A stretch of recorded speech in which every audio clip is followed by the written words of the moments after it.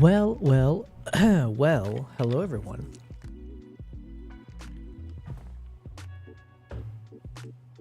Hello, my cats behind me. I just fed them, and now one of my cats is staring at me as if he's a... Somebody get this beggar out of here, that's what I say. Hey.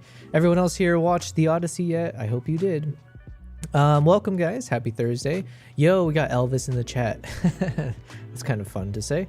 Elvis says, yes, am still at work. Oh, so you watch me while you're working. Is that how it works? Well, that's very awesome. Thank you very much. I am glad that I can be the entertainment source when you are busy making money for yourself. I hope I will do my best to entertain. But yeah. Thursday, July 30th. We're almost at the end. I cannot believe how quickly time flies. It's a little bit daunting. I feel like the older you get, the faster it goes. That's just what it is, you know? What can you do?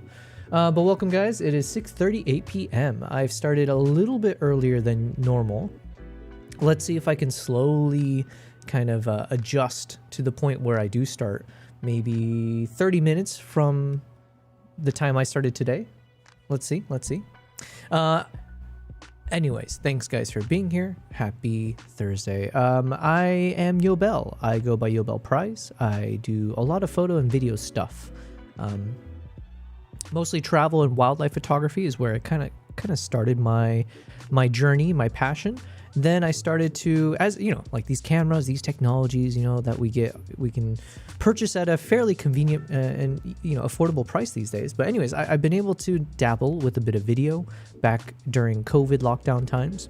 I decided I quite like it, and I figured if my camera is a hybrid camera, if I can shoot photo and video on my cameras, why not learn the other half of the equation? Why stick to just photography? So that's basically been my journey for the past let's call it like 4 or 5 years. I decided to take video a bit more seriously. I started with TikTok style stuff, right? Like the Instagram reels and everything. And then eventually I decided to start a YouTube channel. From there, I realized I wanted to make films. And I also decided to test out live streaming. So we've been kind of doing a few different things all at once. Everything, everywhere, all at once. But, which is not always the best strategy. I wouldn't necessarily recommend it for everyone. However, I figured, look, I took the past 3 years off of corporate life, and I decided, let's just dedicate full time to just exploring all of my passions to the deepest extent possible without any concerns whatsoever. And this is where I've gotten so far. Now, we have had some successes, right? So as of, I guess, yesterday or 2 days ago, roughly, I have officially crossed the 10K mark on YouTube. So we are officially at 10,000 subscribers on YouTube, which I am very pleased about. It's a nice number to hit the 5 digits. YouTube does not reward you in any sense. I did see a little notification on my YouTube analytics, but there's no like prize or plaque, unfortunately. But mentally, I feel like I feel a little bit more like a professional now. So there's that. And then yeah, the live streaming has been really fun. I also apparently yesterday was the anniversary of when I became a Twitch affiliate, which is cool. You know, I was glad that we could hit that milestone as well. But then the biggest task for me is going to be how to start doing IRL, in real life live streaming.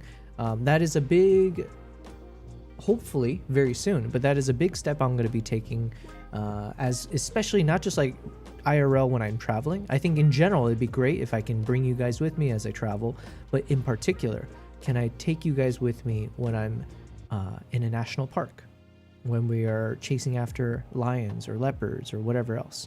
So behind the scenes, that's something that I'm working on, getting all the tech that's required for it, working out the relationships with the various, like logistically speaking, like to get the right partners involved so I can actually go there at the most affordable way possible while maintaining the best experience for anyone watching. So that's some things that we're working on behind the scenes. But as for today, what are we working on? I will be editing my gorilla photos. So we started doing some gorilla shots yesterday, I think I'm kind of happy because most of these were not necessarily what I would consider like the hero images that I was playing with. Like the original photos of these were not necessarily the easiest to work with. I was like, okay, let's just see where we can take it. But thankfully, the results ended up turning out quite nice. So these are the, currently speaking, these are the, I think it's like 5 photos that I've got from the gorilla side. This one, there's a lot of mixed lighting, a lot of harsh lighting, a lot of just random distractions. So I decided to go full on black and white with it. And let's get rid of this notification. This is what we got. You know, it was not bad. I was okay with this. Then we started to do a little bit more like portraitures of the silverback gorilla. So we got this one here. Hold on one second. Yep. And then the second one, this one turned out super, super cool. I am really pleased with the result of this. Like, to me, this feels like something I wouldn't mind blasting onto my wall, like a big ass portrait, just because it does feel a little bit more abstract than the usual stuff that I work with. So yeah, I think given what I was starting with, I'm happy with this as a result.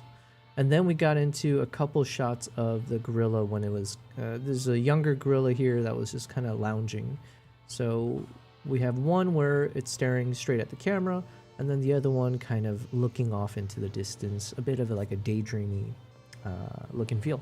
So I think that's all. Oh yeah, and then we did edit one of these. Was it just one? Yeah.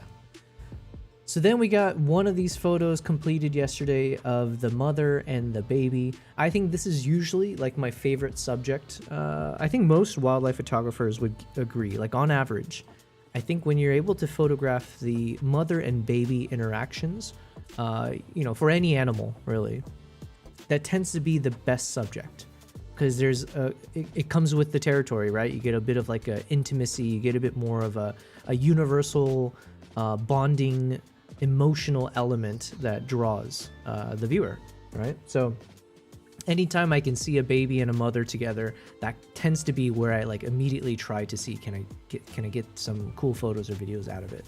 So this is no different. We got this mother and the baby as they were just kind of like lounging near the river.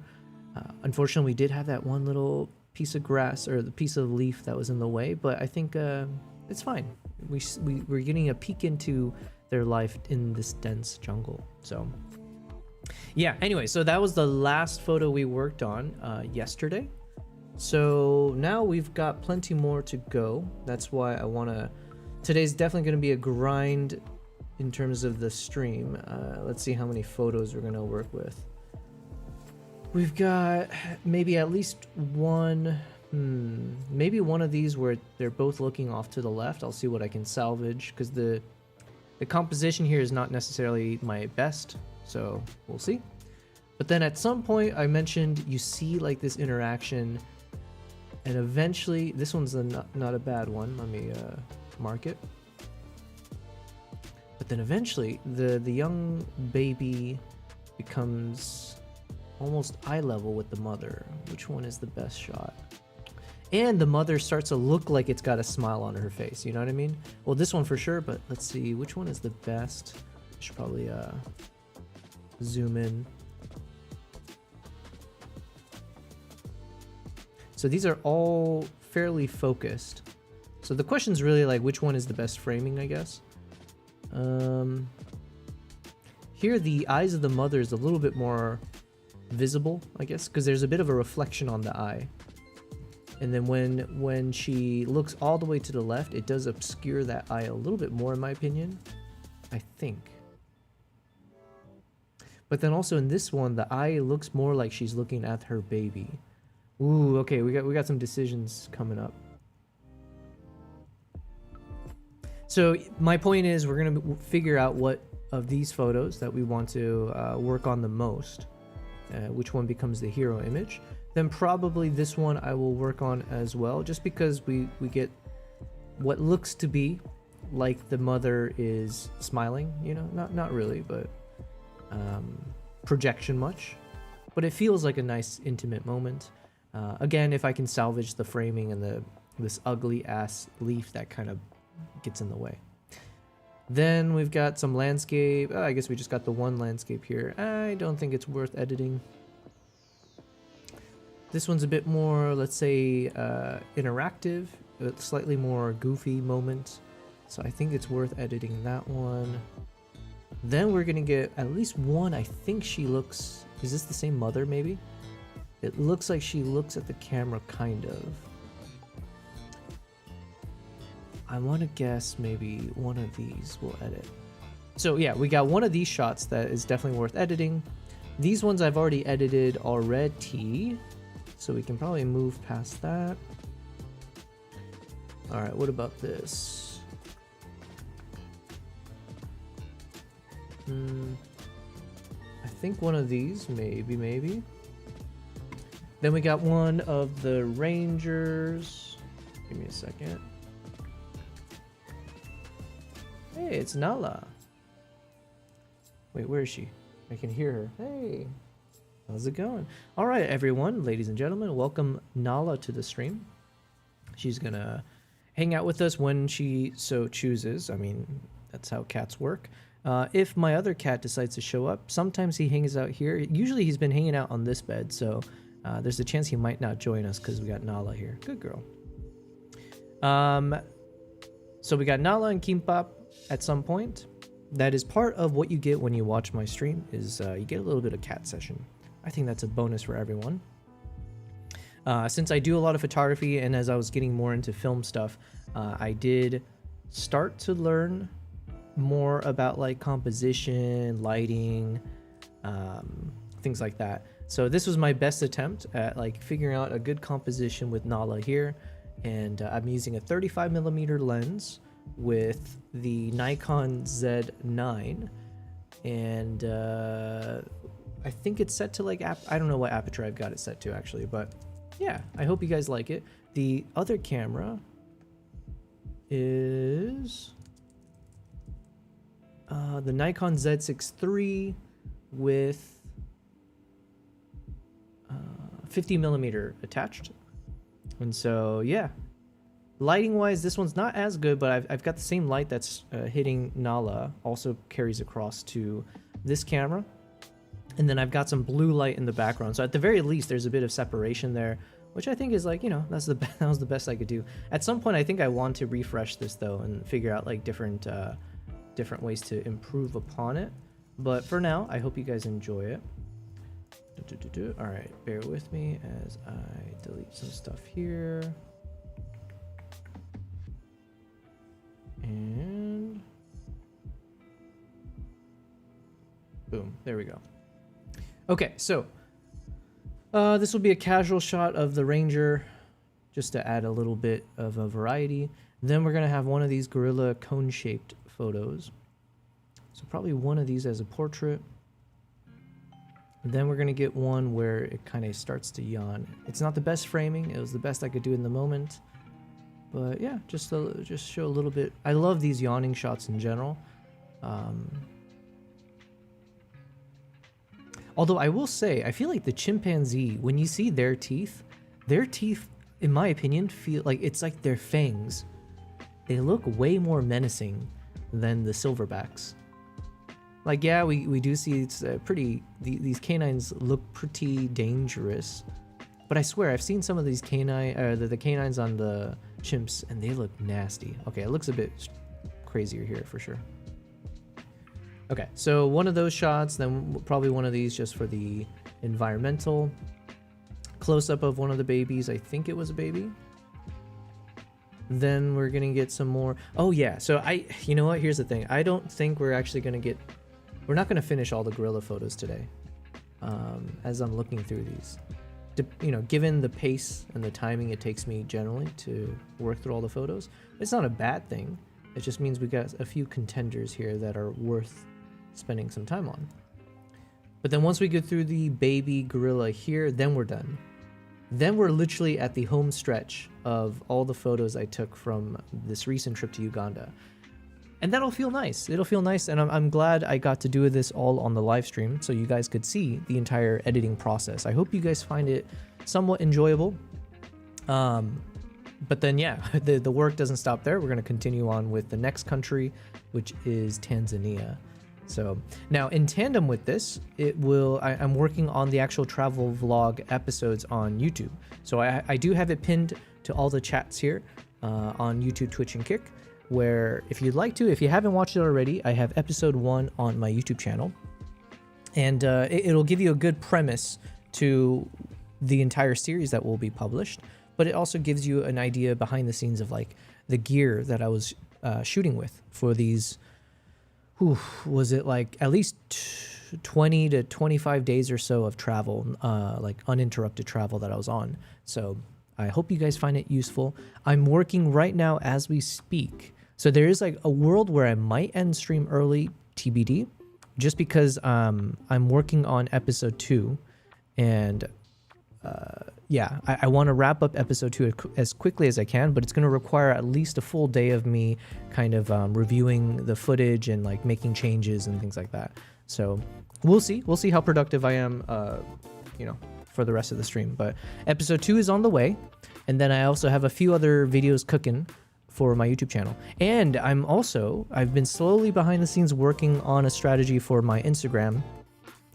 I haven't been as consistent on Instagram in the past several years, as I kind of started to focus on YouTube and as I was traveling. But I want to change that, you know, especially as I've been live streaming, especially as I do a lot of these kind of photo edits. I figured there is something here to, like, I think I can create some consistent content on my Instagram as like reels or stories, where it shows a lot of the my editing process. So I think I talked about it before on stream, but even as I'm editing these photos, like let's say where the gorillas and stuff, I am recording my screen in a vertical format in a way such that once I, you know, apply some soundtrack, I do a bit of edits, add some other scenes to it, I can turn into a consistent format of like a series of like, hey, watch the behind the scenes of me editing X photo, and then you see the before and after effect. So stuff like that. Yo, we got Lone Star in the chat. Lone Star says yo, and then happy affiliate anniversary. Thank you. I appreciate it. Yeah, I think man, I think it was yesterday, maybe, or I'm not sure, but I'm glad Twitch is letting you know that. It was a cool moment when it happened. I guess it has been a year that I've been trying to figure out what is live streaming, what is multi-streaming, and all that fun jazz, but it's been quite the journey. So I appreciate you, Lone Star, being here. We've got a long ways to go, though. Now, Lone Star, the other thing I was celebrating yesterday is I have officially hit 10,000 subscribers on YouTube, which is a mental milestone. YouTube doesn't actually, it's not like you unlock anything when you hit 10,000. Although you do unlock an extra digit, which in my opinion is kind of cool. It makes me feel more professional.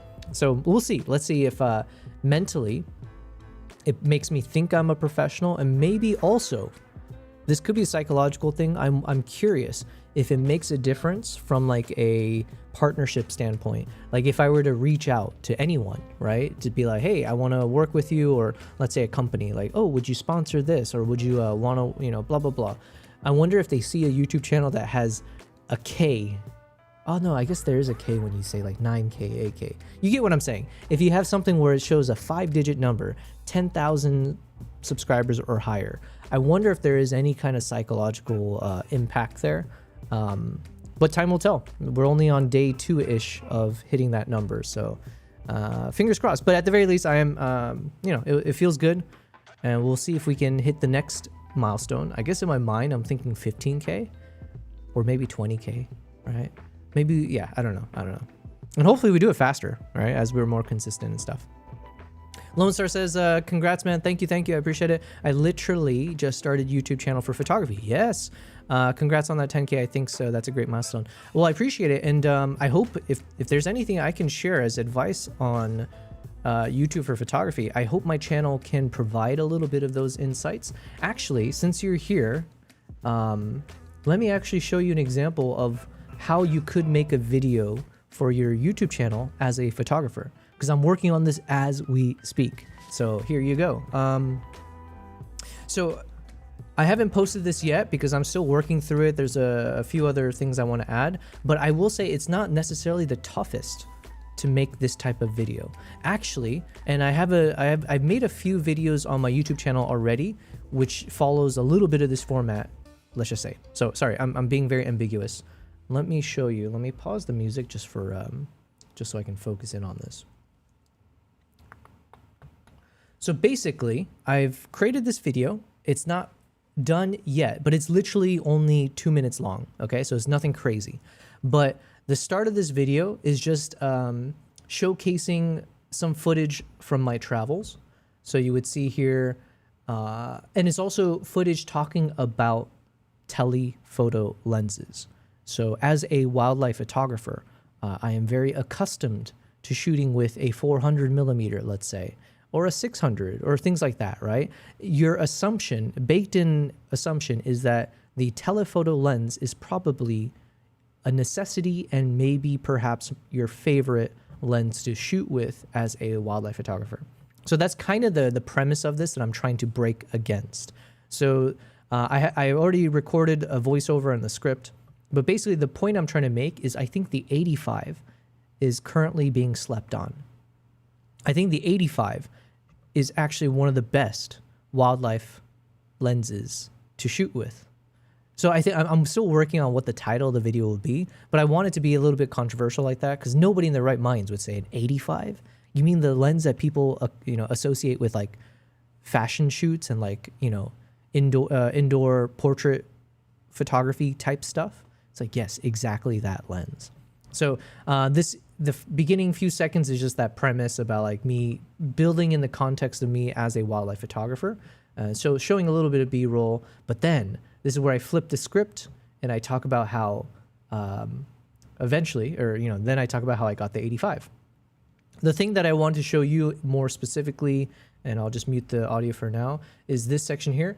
All I'm doing is just playing a photo montage. So you'll see here is just going to switch between all the photos. These are all photos that I took with an 85 millimeter lens.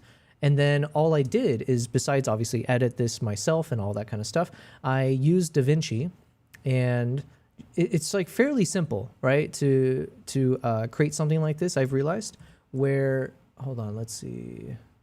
Yeah, it's a bit grainy, but I guess I forgot that was intentional. All I did was slap on this gray textured background that I created from Canva. So I just literally, it's just an image that I slapped on here.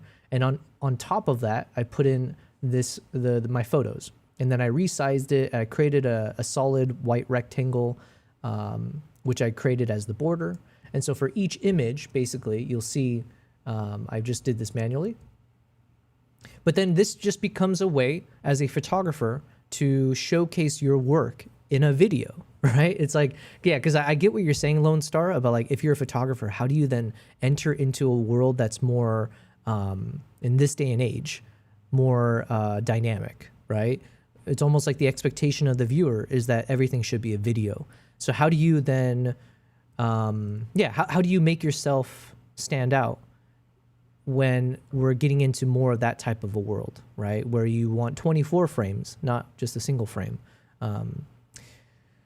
Lone Star says, yeah, a portrait lens of 85 for wildlife. I like it. It's an interesting take. I think so. I think there's something there. There's a kernel of like intrigue. And then obviously it's up to me to make sure that I deliver the payoff, right? I have to prove what I'm saying. And I think I'm really proud of my photos, especially as I've been editing them recently with my presets, also with my Dehancer edits. The results have turned out really nice. I'm really happy with it. And also, by the way, Lone Star, this becomes, hopefully, if it's successful, if I do this long enough times, hopefully this also becomes a way to get people interested in how you edit, which might mean people join my live streams, which might mean people purchase my presets, which obviously is a good way for sustainable income. So like all of it kind of serves a commercial role as well as just like, so it kind of has a feedback loop of a benefit. So yeah, these are all shots that I took with the 85, and obviously the point I'm trying to make is here is the versatility of an 85. And the reason why I'm saying the 85 is being slept on for wildlife, and I'm kind of proud of at least making this point. It's not like, profound. But in my opinion, when you're shooting with the 400 millimeter lens, 600, whatever, chances are the subject that you're shooting might not even know you're there. Right? There's a chance it doesn't know you're there, or there's a chance you're just kind of blending in with the background. You're not a part of the actual scene. But when you're shooting with an 85, you don't have that kind of luxury of reach. You are basically fairly close to your subject. The subject has to know you're there. You know what I mean? Like the subject knows you're there and has to accept your presence being there. And so there's a bit more of an intimacy and level of interaction that you can get when you're capturing wildlife with an 85 that you don't necessarily get with the telelens, because it defeats the purpose. Like with that telelens, you're supposed to be very far away. So to get a successful wildlife photo with an 85, it means as part of it, there was a bit more of a reward. There was something more fulfilling in the moment itself, because you had to get, like you say, up close and personal. Lone Star says it's like bow hunting, up close and personal. Yeah, I mean, I've never gone hunting, but that is something I've heard, right? Where it's like there's, have you seen the Odyssey yet? But it's kind of like the Odyssey. There's I don't want to spoil anything, but yeah, you're absolutely right. Like when there's but it's not necessarily about saying, okay, that's a good angle. What you're saying, there's a bit more of a challenge. So I get that part as well. To capture a successful wildlife photo with an 85 means that it was more of a challenge, most likely, because the scenario required to get that must have meant you had to do something. It's like you had to earn the trust of the animal in some particular way, potentially. So that's what what I'm trying to point out is that the 85, it means I can shoot these close-ups. It means I'm in a more intimate environment. It means the animal accepted my presence and knew that I was there. And to me, there's something not poetic, but there is something mentally cathartic or fulfilling that kind of makes it more addicting. The more I started traveling with an 85 and grabbing different types of like photos, especially for wildlife, the more it made me realize this is like some of my favorite captures ever. Whereas like when you're shooting with the 400, oftentimes it is also a very tight portrait shot. Not always, but like chances are you're getting like a very tight cropping of a clean image of the lion, the lion's face or whatever it might be. With an 85, you have a bit more versatility. So then as part of the script, I switch it up a little bit. You'll see in some of the photos here coming up. Let's see, when does it pop up? You're right here. Lone Star says, I just saw it this past weekend. Yo, what a film. I gave it a solid 9 out of 10. There are things that I think would have made it a 10 out of 10, but that's a very pretentious... no, it's not pretentious. I mean, you're allowed to critique movies. I just think there are a few moments that I wish... In my head, I almost imagined it differently, where I was like, yo, this could be a 10 out of 10. But it was a solid 9 out of 10 in the sense like, it was like, such a thrill to watch, especially in IMAX. Whew. And I want to watch it again. Lone Star says, anyone who actually stops to think about it, they'll realize how close you ended up getting using the 85. Exactly that. It really was a great film, yes.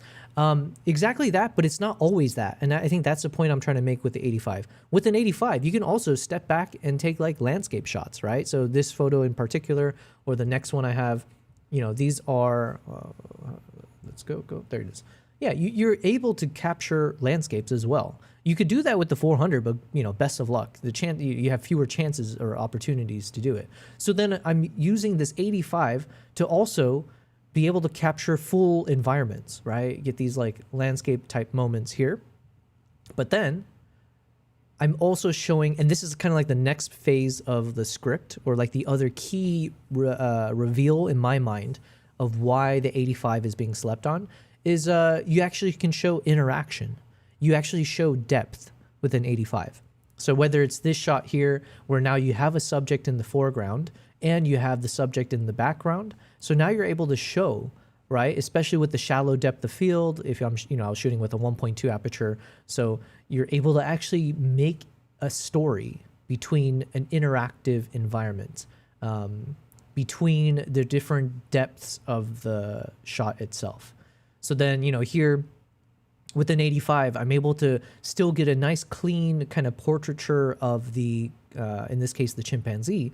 But now you're artistically able to place the subject in the same frame in such a way that you almost feel like it's immersive. Like you can almost imagine being this person observing this scene as it played out, right? Yeah, like I have a few of these similar shots where you're now getting a play between the foreground and the background, or an observer and the subject, the wildlife and the human photographer. And so now you can place them on either side or in different areas of the shot. Same thing here, right? Now you're getting the depth. But then as part of the script, I also talk about it's not just like a binary type thing. You also have the triple elements, right? You have the foreground, the subject in the middle ground, but then you also, with an 85, have enough of a perspective. It's wide enough that you're also able to capture the background. And so you know the environment that you're actually in, right? And that can be sometimes missing when you're shooting with the 400 or a 600, where it's such a tight framing that you don't necessarily always have the opportunity to show everything surrounding the subject. 85, you can do that much more easily, is my point. So then, yeah, I have a number of these shots to show that kind of depth and the interactive moment. And then eventually just showing some other scenes, the fact that you can step back and get clean animal shots with the landscape that they're a part of. I think that's almost it. No. Yeah, and then you're still able to do portraits, right? So I can still capture, like, if I just want a headshot or I want that kind of close-up perspective, I can do that with the 85, especially for the primates and everything that I was doing recently. Lone Star says, wish I could have seen it in 70 millimeter IMAX. Yeah, for sure. Did I watch it in 7? I don't know. Like, I don't know enough about those terminologies. I watched it in IMAX. Was it 70 millimeters IMAX? I have no idea. My understanding, because I thought I heard that there's only like 40 theaters in the world that can play the Odyssey in the way that it was actually filmed. So I'm like, are the odds really that, I mean, I live in Dubai, so actually the odds are maybe high that they would have built out one of those 70 millimeter IMAX theaters in Dubai. So maybe I did see it there in that format. But you know what? So yes, Lone Star, it was great to watch it in the 70 millimeter or like in IMAX. But what wasn't so great, in my opinion, is that, and we had this, not you, but like I was having this chat with on a live stream before. Apparently it's a Christopher Nolan thing, but holy shit, man, he blasts. Like the sound mix is insane. It's just like blasting. I don't know terminology for audio stuff, but like I think the term I heard is redlining or something like that. But it felt like the speakers in the cinema were getting eaten alive at times. Hey, King Pop. Good boy. Good boy. What are you trying to do? You trying to come up? All right, my cat says hi. Cat, say hello. But yeah, you said it would be on a giant screen. Yes. Yeah, so that was one thing I wish is like I wish the audio was just a little bit quieter so that it didn't feel like that crackling sound. I wish it was just like, you know, clean. But anyways. But yeah, so anyways, I then continue showing some of these photos from across my travels. But again, for me, I'm trying to show the versatility. I'm showing all the different types of photos I was able to take with an 85. So very, very long story, not shortened, Lone Star. I think the point I was trying to make is that, hold on, is this fine? Oh yeah, it's fine. The point I was trying to make is as you're thinking about publishing content as a YouTuber, as a photographer, don't hesitate to just do like photo montages. And that was the other point I was going to make. I've made a couple videos. Let me see if I can find it real quick. I made a couple of videos on my YouTube channel recently, and I'm going to, it's going to be a part of a playlist series. Every time I travel to a country where I have enough photos from that country, I'm basically just doing a photo montage from X country, if that makes sense. So hold on a second. Let me quickly find. I did one for, I think, Uganda and for in Uganda, India, and Mongolia. I'll just tag one, or let me just grab one of these. So Lone Star, in case this is useful for you, I am going to put this in the chat. It's a link to one of my recent videos. I say recent, link to one of my videos from a couple months ago, maybe. It is It's a photo montage. So I just literally titled it "Every Photo I Took in Uganda," and that's all it is. It's just like a soothing soundtrack. So I think I was using Music Bed. So it's like soundtrack, and then just playing out the photos, and that's it. So I've been tweaking that kind of format here and there, but it's a very, very simple format. But I think there's nothing wrong with that. And then the more you can be creative with it, like if you do have a script or a thought process. So like I said, now I'm trying to do one that's specifically on every photo I took with an 85 millimeter lens, essentially. And then I've got another one I'm working on the 35 millimeter lens. And then I think the 135 f1.8 lens from Nikon. So yeah, hopefully that is some level of, insights that you can take away.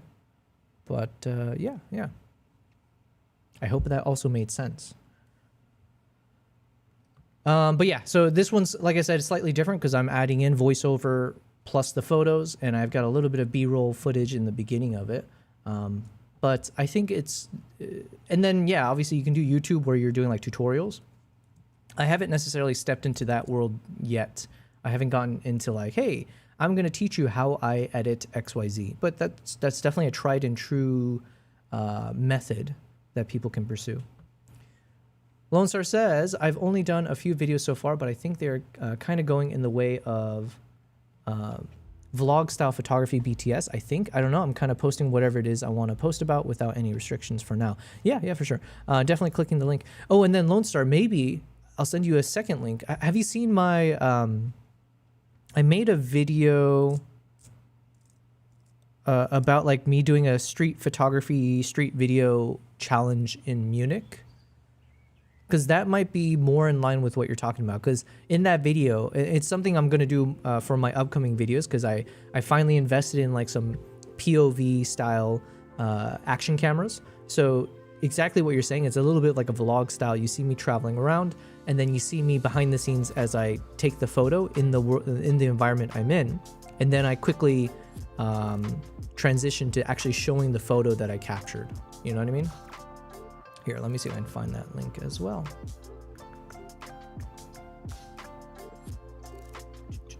A week of street photography. Here it is. All right, I love plugging myself. So Lone Star, here's the second video link. In case you haven't seen it, but if you need some inspiration, that it's like something you'll see it in my upcoming video as well. I've done episode 1, which is linked to the chat. It's pinned to the chat, but I'm doing a whole travel series from my recent 2 months trip and time in Munich, parts of Uganda, and Tanzania. But throughout these videos, you'll see me mixing in like these kind of behind the scenes point of view captures of me actually on my adventures taking the photo, and then I'll quickly show me editing the photo at the same time, if that makes sense. So gave you some homework. In case you haven't seen these videos, I hope you do check it out, because it does help my channel, obviously. Every view counts, and that's how we'll get from 10,000 subs to 20,000 by next year. We'll see, fingers crossed. But yeah, hopefully that was helpful, man.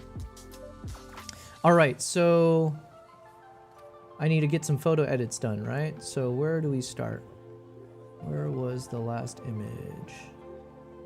Okay, so this is the one we worked on. So let's start from there on one of these. Okay, so here's the deal. I've got, I think, about 10 different YouTube videos opened up on my browser. So what we're going to do is watch these videos as I edit, and then feel free to interrupt at any point, ask me any questions, give your feedback or thoughts. All of it is acceptable. One more thing here. Okay, so let's pause this music, and then let's figure out which video to watch first. There's a video from Luke Forsyth. For decades. The making of the Odyssey, Nolan's 300-pound IMAX camera. Okay, I feel like we have to watch that first, since we were just talking about that. So we'll watch this video from Rory Anderson. Oh, I think we've seen a few of his videos. From 2 days ago, Christopher Nolan is stepping back 3 millennia to adapt Homer's epic, The Odyssey, and he's doing it entirely on 15 perf, is that perforation, IMAX film. Lone Star says, oh, last time I was talking with you, I was debating on getting the DJI Nano.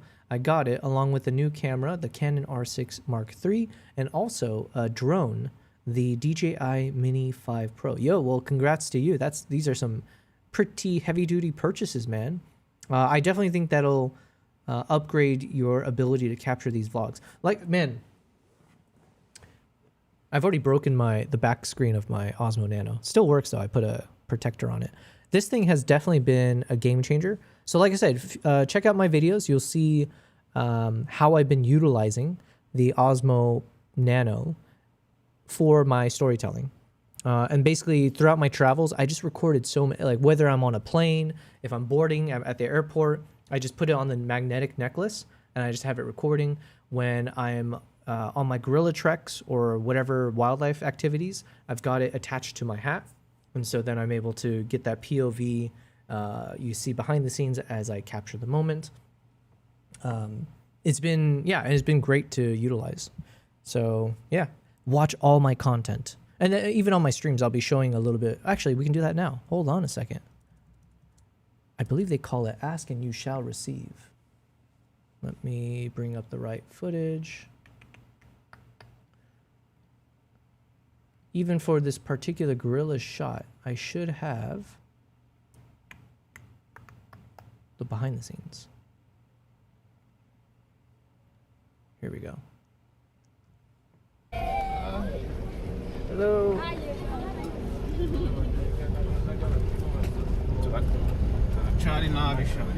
You said you got the 35mm lens?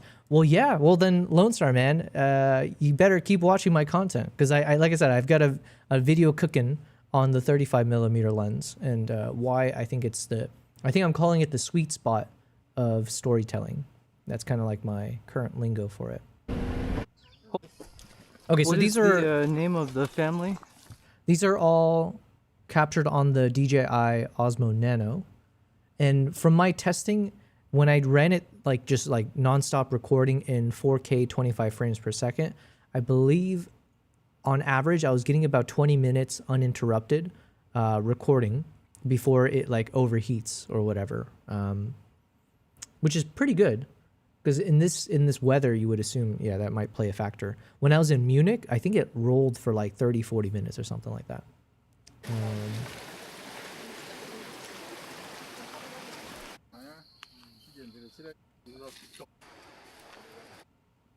Okay, so you can see here, basically, I just had the camera running at key moments. So here's where we encountered the gorilla. So you can see as we're kind of setting up, you can see how I'm shooting.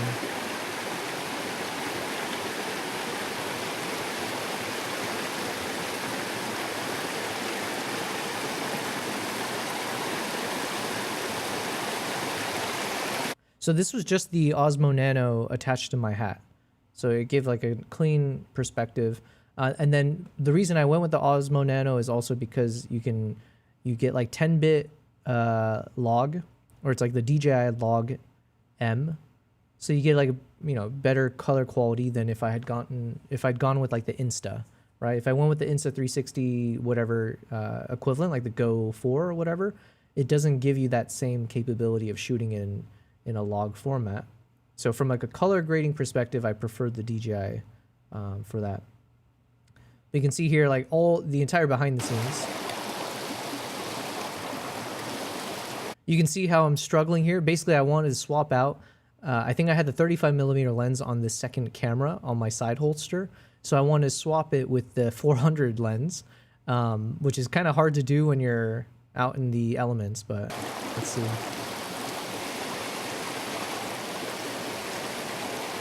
Oh no, I'm switching out the 85, okay.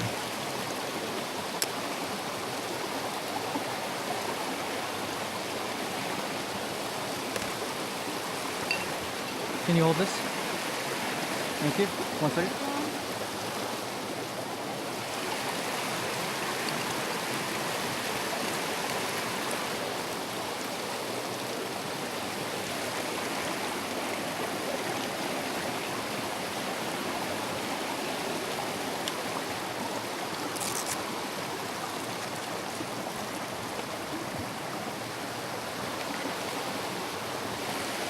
Thank you. This was my porter. Shout out to my porter. I felt bad for her carrying this big ass backpack, but I don't feel that bad because the bag was not that heavy. Like literally, you can see this entire bag just basically just carried my 400mm lens. There wasn't really anything else I had in there, but yeah, shout out to her.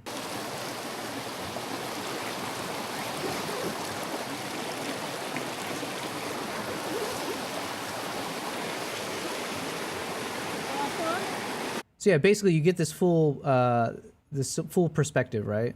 So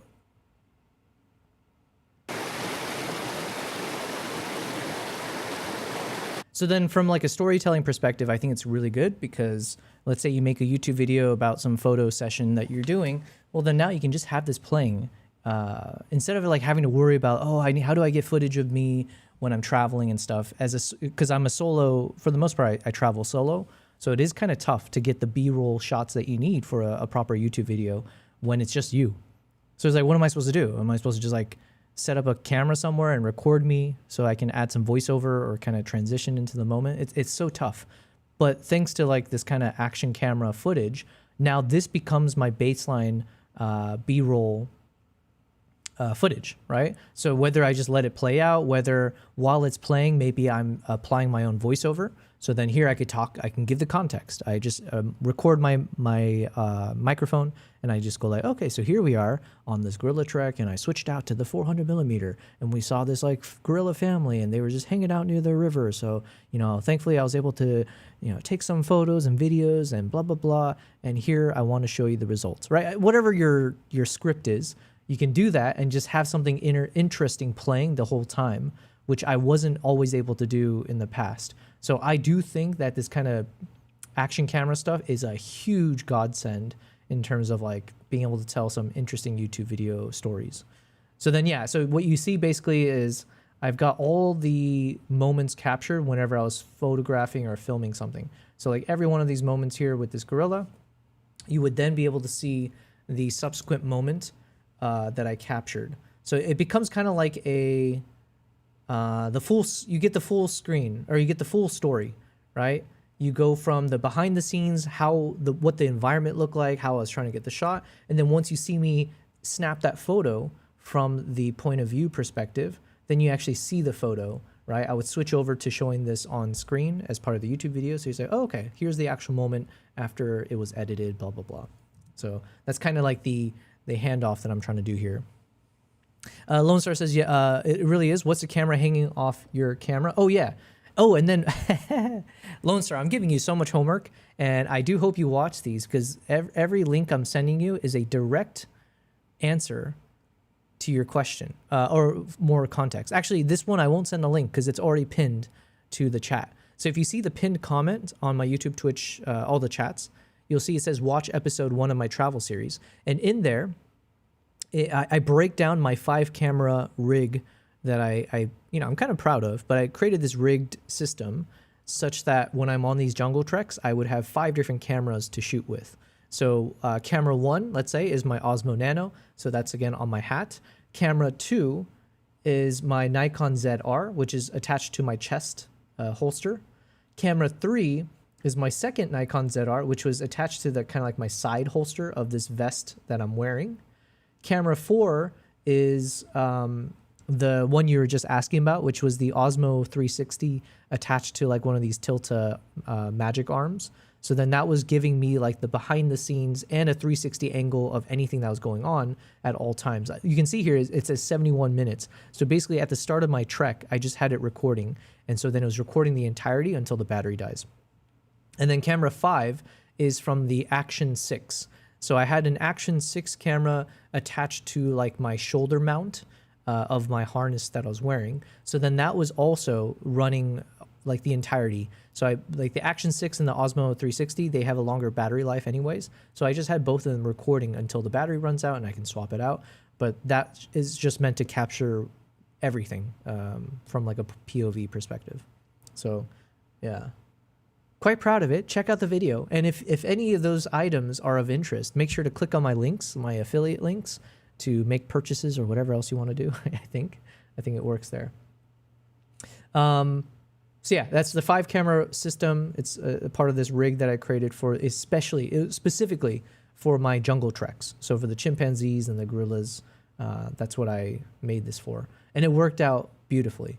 So I wanted to see if I can show you the next moment here. When did I capture? Oh yeah, so here's the moment. You can see when this one gorilla was lounging off to the left. So that's so what would happen is as I play this video and you see me actually do the photo moment. Let's see if we can find it.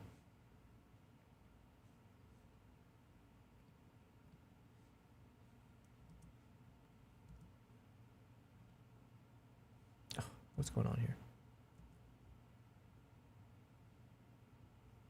Maximize. There. What? There we go.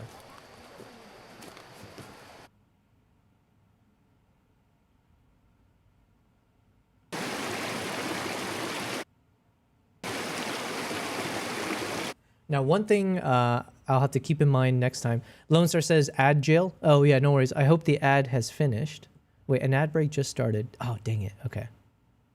Well, let me know when you're back. Let me know when you're back. Smiley face. Lone Star asked one huge question for you before getting back to editing. No worries, no worries. Okay, so let me know. In the meantime, let me just play this out so I can find that key moment.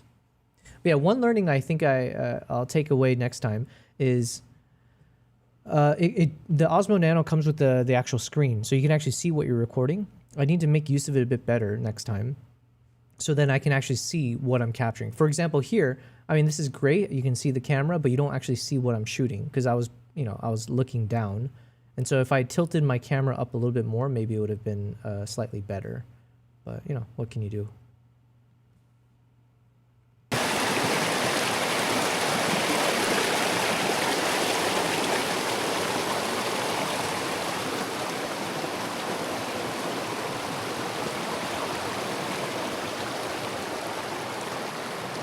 Thank you.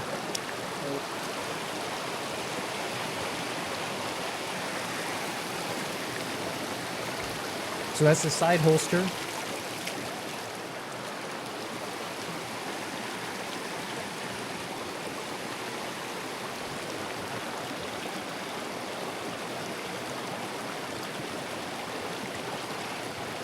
Okay, this is the baby and the mother.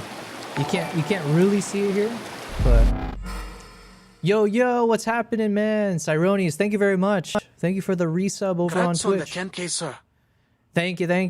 Thanks for the congratulations. I appreciate it, man. 10K, we made it. I hope that the next 10K comes a bit sooner. I'm hoping it's one of those like inertia / like momentum things. But thank you, man. How's it going? Cyrena says you're now a real boy.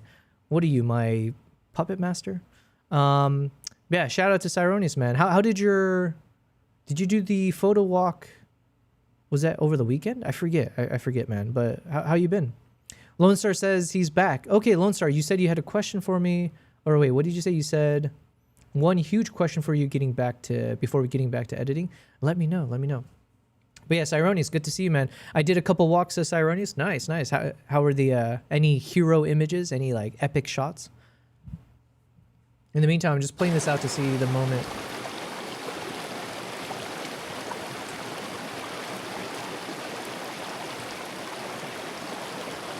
Okay, it's hard to see, but basically here, this is where we had the mother gorilla and the baby, and I'm taking photos. So the point would be, as this plays on the YouTube video, then I can then transition over as you see me like hit the shutter button, add in that sound effect, and then boom, I can show you the actual underlying photo that was taken, which would be, which one? This one, right? So then I can show this. So now you get the full picture. Hold on one second. Where is there another moment? I want to see if I can have the actual moment. Because I switched to vertical. Maybe it's that.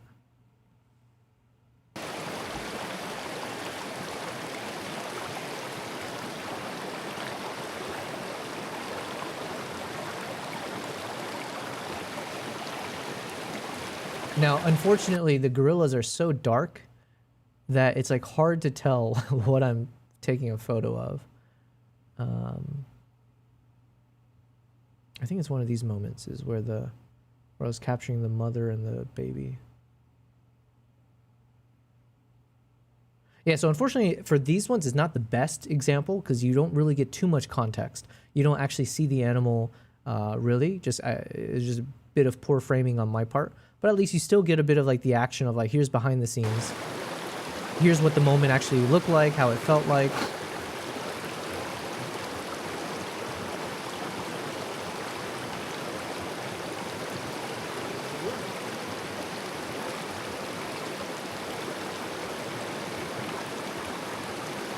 So then I'll mix that in.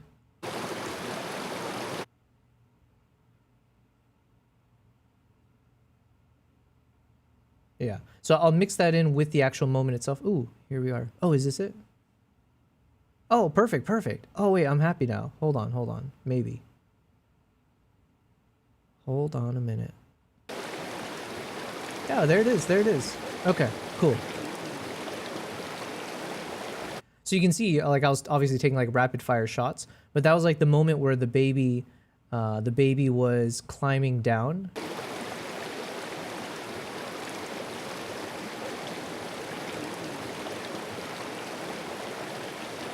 So then this is the beauty of like doing that behind the scenes. Oh, I did record some vertical shot. Okay.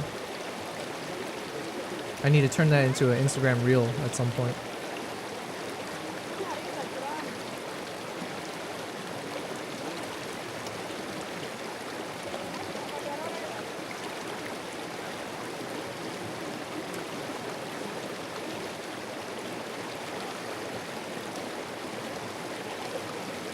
This is where I wish I had OpenGate, because I've been trying not to shoot, I've been trying not to film in vertical as much as possible, because obviously my focus is nowadays on YouTube, so I want to do more landscape stuff. Cyrone sent a link. Oh, let's check it out. And then he said, what is your media storage solution? What are you using? Oh my God, Lone Star. I'm currently talking with, shout out to Swiss Army Cinema over on the YouTube side.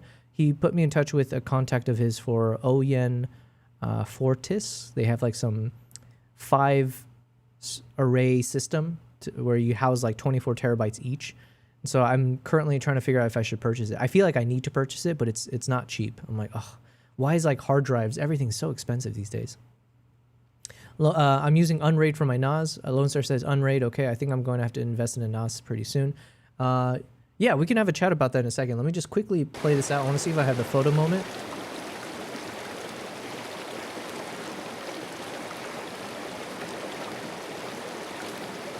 Nice. Okay, so I do have some...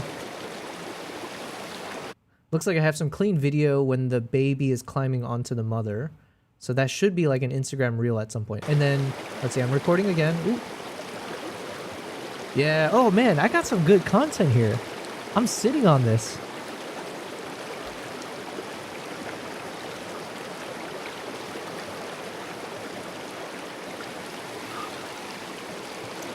This is also very heavy, by the way. Jesus, I was dying.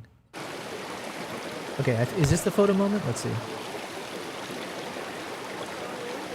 I think I switched to photo here. Yeah? Okay.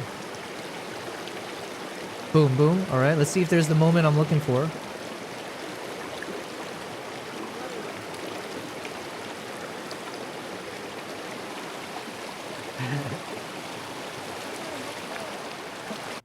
Not there. Maybe this is afterwards. Landscape.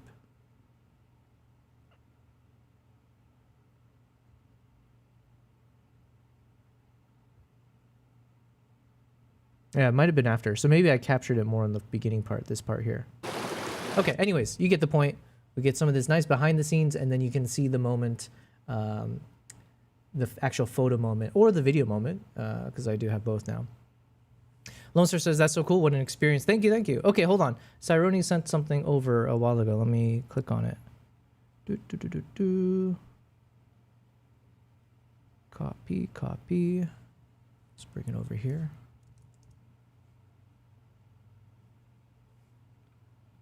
Okay, so these are from your photo walk. So Cyrone says, I'm using Unraid. You did a couple walks. Okay, so this is from a few of your walks, you said. Man, yeah, this is cool, man. So if I recall, you said basically as you take the photos, it pops up onto this this URL, and it gives you the, let's see, gives you the details of the camera shot on Pixel 10.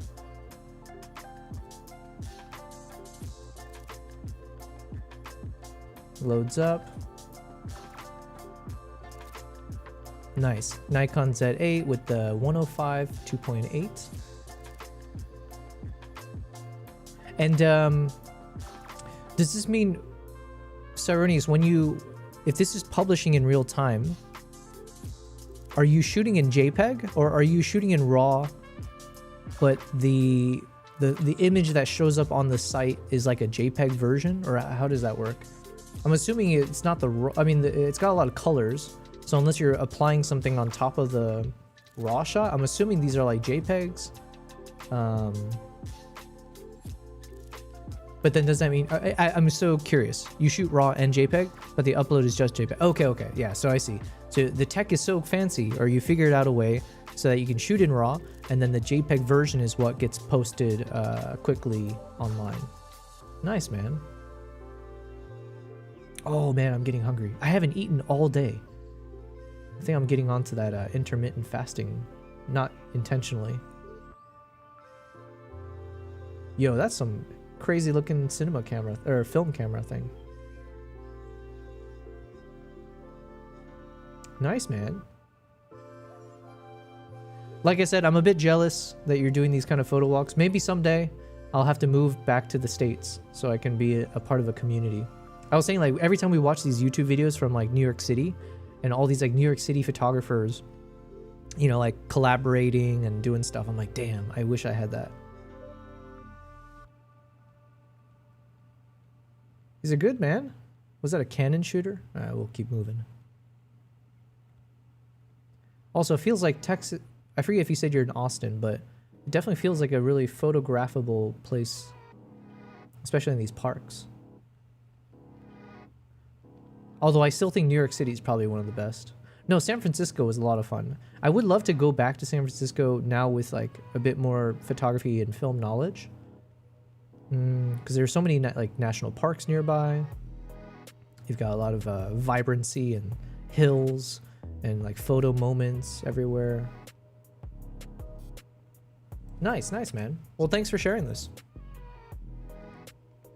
Siren says, I'm going to try to co-stream with another IRL streamer cross nation. Oh, that'd be pretty dope, man. Nice. Yeah, it's still, game plan is still November for me in terms of the IRL streaming. So I'll definitely catch up with you soon, as I need to figure out how to test out the thing you're making for me. I wonder, yeah, I got to figure this out. If you tell me, like, for example, there's a certain date that it's going to be ready by, part of me thinks either I need to fly back to the States, and maybe I'll do even like a test run. Maybe I should visit you in Texas, for example, right? It might be worthwhile for me to, you know, meet up with you in person, test out the IRL stuff, so that when I go out into Kenya, I don't feel like a fish out of water. But yeah, Lone Star, to answer your question from a while ago, so right now I just have a bunch of random hard drives all across my desktop, and it's just not it's not feasible long term. Because, like, for example, on my Mac Studio, every one of my port is taken over. And so it's just like there's so many bad things I'm doing about this. So I am trying to look into purchasing, which one was it? Hold on, let's look it up. Oyen Fortis 120 TB.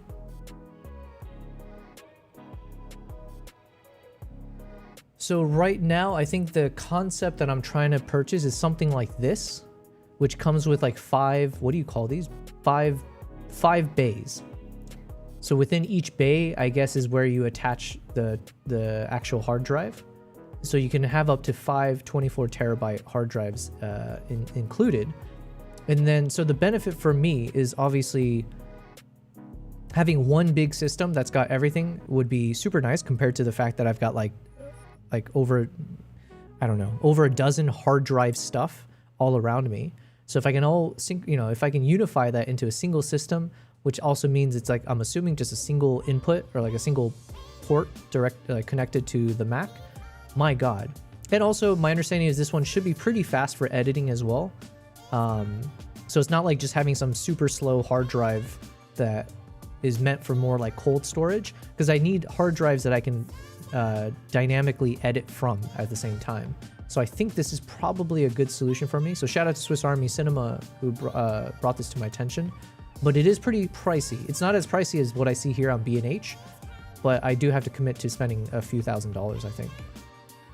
But I think I have to commit anyway. So it's like one of those like damned if you do. You just have to, what can you do, you know? What can you do? But this is currently, I don't know if this is the exact solution, but it's this company Oyen for this 120 terabyte. I have seen a bunch of stuff from Ugreen that kept popping up on my feed. The Ugreen NAS system. But the one problem I had with the NAS, let's see if I just open up the Ugreen website. So the one problem I had with, let's say if we go with one of these NAS systems here, it's that, and this is like, take everything I say beyond a grain of salt. It's like me talking to ChatGPT basically, or Claude, to kind of understand further. Cyrene says, that would be awesome. Maybe have you come on our next photo walk. Yeah, that'd be awesome for sure. The bigger expense is the actual drives. Yeah, that's what I realized. I was like, oh, you're telling me the housing system is like just a few $100, and then it's like everything is about the freaking drives, man. Okay, so what Claude told me, because initially I was like, oh, should I lean towards getting one of these Ugreen NAS ones? Because then, yeah, you get the whole benefit of the NAS system. However, what I normally would do is I need the physical hard drives, and then I use something like Backblaze to back up all of my files to the cloud. And Backblaze is, as of now, probably the most cost-efficient solution that I've come across to be able to back up unlimited files into the cloud. However, as part of the reason why it's so affordable, I guess, or like, you know, it's a really cost-effective pricing. The one thing they don't allow, apparently, is backing up a NAS system onto Backblaze. Because I'm assuming it's somewhat like cannibalistic, or it's like eating into their business model if they were to allow that to happen. Because they have their own competing solution or something like that. So I don't think... So if I use this as a NAS, I can't simultaneously back it up to Backblaze. I would have to use it as a DAS or DAS. I forget what that stands for, but basically not using the network system. So then I'm basically just using it for the cold, or like for like the non-network solution. I could switch it to DAS and then back up the entire everything to Backblaze, right? But then I don't think that's also practical, because it takes a while, especially if you're talking about like 100+ terabytes. It would take a long time to have that fully backed up to Backblaze. So for me to have to wait for that to back up to Backblaze, then switch this over to a NAS so that I can access this when I'm traveling or yada yada, but then you know, occasionally switch it back to DAS so that I can back it up to Backblaze. I don't know. From what it sounds like, it wouldn't really make practical sense, because it would be slow as F to keep doing that over and over again. So, but yeah, these are the two solutions I was kind of deliberating. I was like, do I get a NAS? And if so, it seems like this Ugreen might be a good solution. There's been a lot of good YouTubers who've been promoting it. Or I go with the one that has nothing to do with NAS, but it allows me to do the RAID system potentially if I want, or just maximally use 120 terabytes in a single, you know, interface or whatever. So, all right. That's my little thinking out loud of how to make this work. Wow, we haven't even started editing photos today. How about that? Not that I'm complaining. I love these live streams where we just chilling, straight chilling. But yeah, Cyronius, obviously I'll keep you posted. But yeah, let me know. I'll chat with you in Discord later. But because one thing I know is that time flies. So we're already at the end of July. So we got August, September, October. I've got 3 months. So within those 3 months, I need to get the rig from you. I need to get the rig from in Dubai. They're building out the suitcase thing for me that'll house the Rodecaster and stuff. And then I also need to get access to a Starlink. So there's a lot of big pieces that I still don't even have in my hands, which I'll have to figure out. And then I need to do those practice runs, right? So I got to figure out when to do that. Siren says, send me your address and I can see how costs look for shipping. Oh yeah, for sure. We'll take care of it offline. I'll chat with you for sure on that. But yeah, obviously I appreciate it. So whatever it takes, let me know. Okay, well, with that said, getting a mobile internet hotspot should be your higher priority. But what does that actually entail? Does that mean I need to purchase some device that I could use universally? I think we had this chat briefly before. Like maybe there's one of those devices that I purchase, and then when I go to any country, I just need to get the SIM, attach the SIM to this device, and that becomes my hotspot. Yeah, because Cyrones, were you here when we were reviewing the live stream from Study Time? And I was trying to discern like how she was live streaming from Masai Mara. So she was in Kenya doing a live stream, and it looked like she was just streaming from maybe an iPhone or something with the dual the selfie and the outward facing cameras turned on. And I think she was just using some kind of hotspot, which is really surprising because I was like, oh shit. That's promising. If she did this entire live stream where she was out on a safari in Masai Mara while on a cell connection, because I'm almost positive there's no shot she was using like a Starlink or anything else like that. So somehow she was able to use the local network, I'm assuming, to hook up to like Wi-Fi and then stream from her phone. You said, right, just a service that can work in the nation you're trying to go to. Yeah, the cheaper way to do it while traveling is on a cell phone. Yeah, a lot of things like this I need to brainstorm. I might just need to do a dedicated stream, or not even a stream, but I need to just have a dedicated brainstorming session on all of this. Okay, let's watch this, the making of Odyssey, as I start editing this photo. I gotta figure out which one of these photos to edit though. Cyrone says it's all cell service, but if you're in the middle of nowhere, it's gotta be Starlink. But that's what I was saying. That's what I was shocked by, is that, again, her Twitch is Study Time. How do you spell it? Study Time. I don't even think it's on, I don't think she has it on her YouTube, her Twitch anymore. Oh, is she on YouTube? Oh snap, she's on YouTube. Okay, maybe we can find it here. Hold on a minute. I didn't know. So she's like an IRL streamer, and I think she does a lot of like co-working kind of stuff. But she seems pretty dope, and like from what I could gather, she was just filming. Does she show her lives here? Let's see.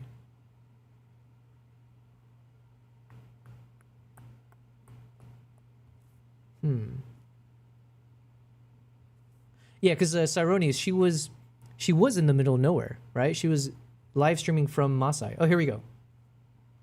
Masai Mara Safari. Oh shit! I didn't know she had this. Because I hate watching stuff on Twitch. Like I don't like the interface compared to like just doing this on YouTube. Okay, so I wonder, Cyronius, if you have any idea from what you're saying here. So she's using something called Streamable Run.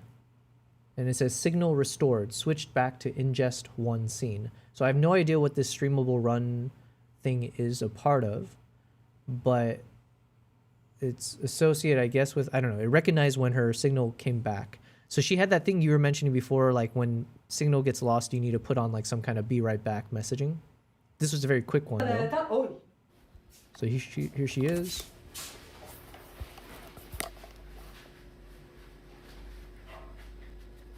Oh, I could look in the transcript if she says anything about Starlink or like network stuff. Hold on. Search transcript. Let's see. Internet. I know she said the word Wi-Fi at one point. Let's see. Get off the internet, brother. No, that's not it. Wi-Fi.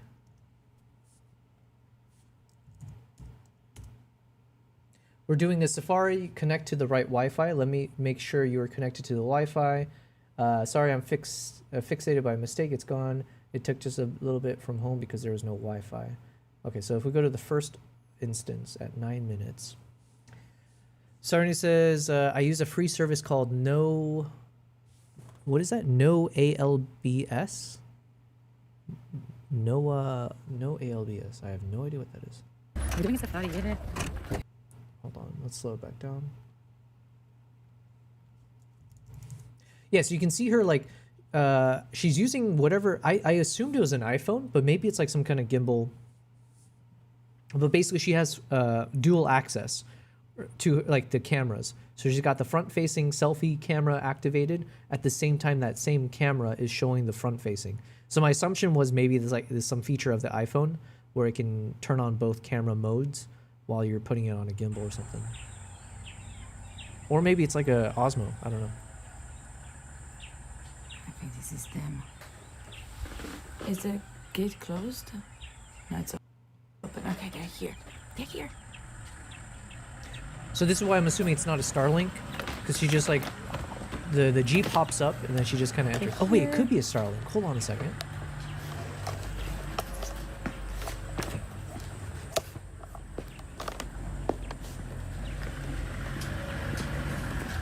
Okay, so for now, she's still not in the park, so I'm assuming cell coverage is probably how she's streaming. NoALBS.com. Okay, I'm gonna check that in a second. But then here she's turned on the dual facing camera thing. So our car for today. Good morning. This is the car for today. Hello. Good morning. Good morning. Where do I jump in? Oh. I put this one here. All right. And then. Ah.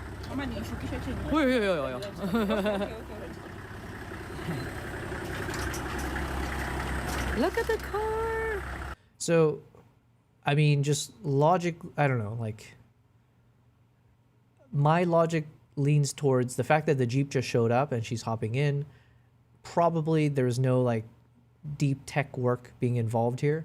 It just sounds like she's hopping in to do the stream and she's taking care of all the Wi-Fi connected stuff. So I don't think there's from what I can see, there's probably not a Starlink attached to this Jeep. Also, that's not really a thing as of yet. So I highly doubt it. So my guess would be this is just a normal Jeep Safari. She's already got her own connection system sorted on her end. So she just hops onto the Jeep and she's already got whatever Wi-Fi solution.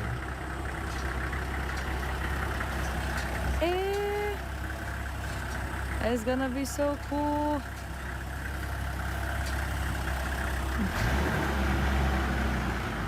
Are you ready to go? Are we ready, chat?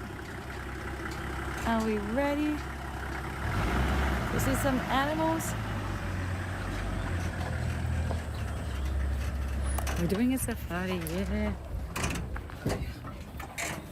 What? Connect to the right Wi-Fi. Yeah, and then, okay, so here's where she says she was checking to see if she's connected to the right Wi-Fi. So it sounds like probably what you're saying, Cyronius, is like what she's doing. Like she's using a mobile hotspot, or like she's using some kind of hotspot maybe with like cell coverage and then just using it as Wi-Fi to her phone. Hello. Good morning. Hi, good morning. Connect to the right Wi-Fi. What? Connect to the right. Also, yeah, this must be her iPhone, or this must be her phone because she's tapping on the screen right now. So yeah, it's like she's using a simple phone or like a standard whatever smartphone, and it sounds like she's using that smartphone to connect to the Wi-Fi, which I think she's mainly talking about her hotspot. Saroni, she said maybe this Safari has a Wi-Fi available. That I was just thinking. That's what I was trying to think through, but I feel like the chances of that being the case are like slim to none. You know what I mean? Like, what are the odds that this Jeep just rolls up, and this is the only stream she did with a Safari. So it's not like she's like, hey, we're doing all this preparation and we're gonna, you know, this is the second time I'm on this. It was like she's just here for vacation. Jeep shows up, hops in, and she was already streaming beforehand. So, you know, the connection wasn't that great, but it did seem like she had some connection before the Jeep even showed up. And she didn't ask anyone in the Jeep like, hey, can I connect to your Wi-Fi? Now she is connecting to a Wi-Fi here, or she's double checking it, but I don't know, like the odds are kind of not in that. I just feel like the odds of that are fairly slim. Whereas maybe from what she's saying, she's using a hotspot, using like a cell, maybe some kind of SIM is attached to it. And then from that, she has it connected to her phone via like a Wi-Fi connection. And then, yeah, that's it. But then like at that point, wouldn't you also just be able to, is there another solution besides that? Like, do you need to have the hotspot, or can you just have it directly connected to your phone? Like, could you just put the SIM in the phone? Or is this where the benefit of like your Bella Box solution, where you're able to attach multiple SIMs? So then, you know, it makes more sense than just having a single SIM, unless you have like a dual SIM phone or something like that, I guess. So. Right. Connect to the right Wi-Fi. Hello. Good morning. Hi, good morning. Good morning. Nice to meet you. Nice to meet you. I'm James. Nice to meet you, James and Julia. Nice to meet you, Julia. All right. Look at it. Ay. Karibu. Karibu. Hi. Hello. Good morning. You woke up early? Yeah. Oh, when you texted I me, can lights put are it not here. on at our place. Oh, you Really? Yeah, they turn off lights at night. Yours is just Man, I love Africa. I'm like itching to travel again. Serena says the main part that's critical is how you connect your Bella Box. I have my modem in my setup. Hold on, let me read that again. You said, I have my modem in my setup with the network cable directly into it from my hotspot. Okay, so like in your backpack rigging, you just have a space where the modem sits, and then that allows the cable to go straight into the hotspot. Katzenellen Boggin says, happy affiliate anniversary. Thank you, Katzenellen Boggin. I appreciate it. And I don't know, I forget if you were on the stream yesterday. I apologize if you did, if you were. But the other thing I'm celebrating is I have officially hit 10,000. Let's do full screen for this. 10,000 subscribers on YouTube. We made it. Any day now, YouTube is going to send me some plaque to commemorate. They won't actually. We looked into this yesterday. I was like, oh man, when do they provide you with those like play cards? Unfortunately, 10K is just a little bit too achievable. There's too many of us out there, so they don't even bother. But they start with a silver card or a silver plaque. And I think they said that's at 100K. I might have forgotten. It's either 50 or 100K. Siren says, think the minimum is 100K. Yeah, okay, so it must be 100K. It's like, damn it, they started with the silver. What happened to bronze? You know? But I was thinking like maybe I'll just, because we were looking this up, but it's like maybe I'll just make my own little card to commemorate 10K, and I'll put it in my background, you know? Actually, could it look nice? Let's see. Yeah, maybe just off to the left here. Or I guess it could replace, I don't know, maybe on the top shelf. I could just have like a bronze YouTube play card to represent my 10K. By the way, it was just more a mental milestone, but you know, those are the things we're celebrating. So thank you very much, Katzenellen Boggin. Thanks for being here. Katzenellen Boggin says, you were editing, oh, I apologize, then I forgot. You were editing a gorilla, I think, and watching a color grading video of some recent movie. That's like every day for me. I was going to watch the making of the Odyssey today. But before we do that, we got Saronis in the chat. Oh, we got Hunyasu as well. Hunyasu says, what up? Thank you, Hunyasu. Thanks for being here. Good evening to you. But we got Cyronis in the chat, so shout out to him. So while I have his expertise when it comes to IRL streaming, I just wanted to replay some, there's a creator named Study Time, and Kavai had sent this over to me as like this, you know, she's like a pretty big streamer, and she does IRL stuff, and she did a live stream from the Masai Mara National Park, which is roughly where I'm going to be in November for my own live stream. And it seems like she was just streaming with a simple setup, like an iPhone on a gimbal and like maybe some kind of Wi-Fi hotspot situation, which is like super impressive, very good, exciting news, because that means that at least Masai Mara seems to becoming more connected, like cellular wise. So it might become easier and easier to be able to live stream without too many issues. Now for my solution, of course, I'm trying to go overkill. I'm trying to get the Starlinks. Cyronis is helping me create the backpack solution where I'll have the Bella box to allow me to multi-stream or live stream whatever I need to with multiple connections. So there's a lot of things I'm trying to do a bit more than this, but it's good to know that this might be the fallback solution. It's just like, if everything fails, I can just stream from an iPhone and still get something. Catanella Boggins says, I'm watching Spider-Man tomorrow. I hope it's good. Yo, I'm also watching Spider-Man tomorrow. So I do also hope it's good. I'm not watching an IMAX though, but Cyrenus is on her Instagram. Ooh, okay. Let me click on this. Man, we're just like spying on this lady. She has no idea of my existence, but I should also just reach out to her actually. I wonder if I could, I'm sure she's not like, if I ask her, maybe she'll just tell me like, this is my setup, blah, blah, blah. Hold on. You sent me an Instagram link. Okay. So this is what you sent me. On her Instagram, she's using mobile. Okay. And then let me see here. So she's using a mobile on an iPhone. Oh, damn. Yo, Cyronius, my man. You are like a proper sleuth. I mean, I guess I should have thought of this, but it speaks less about me. Okay, that's badass. So, yeah, so she's just using... Wow, so I go full screen and it didn't even enlarge the image. Jesus. She's using an iPhone on like a selfie stick. That was my assumption, was like she's just using like a simple selfie stick thing. But I was like, yo, how is she... Oh, okay, this is what... She's got like a backpack for it.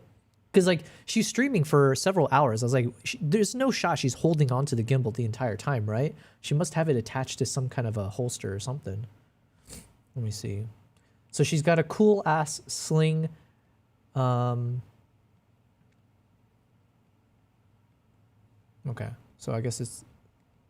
Maybe I'll need to stalk her. It feels weird saying that. But I might need to just like... Honestly, I might even just reach out to her and just be like, hey... I saw your Masai stream. I would love to learn how you did it. But it sounds like what? Like a selfie stick on with the phone. Okay. Thanks, man. Let's make sure to follow her. Okay.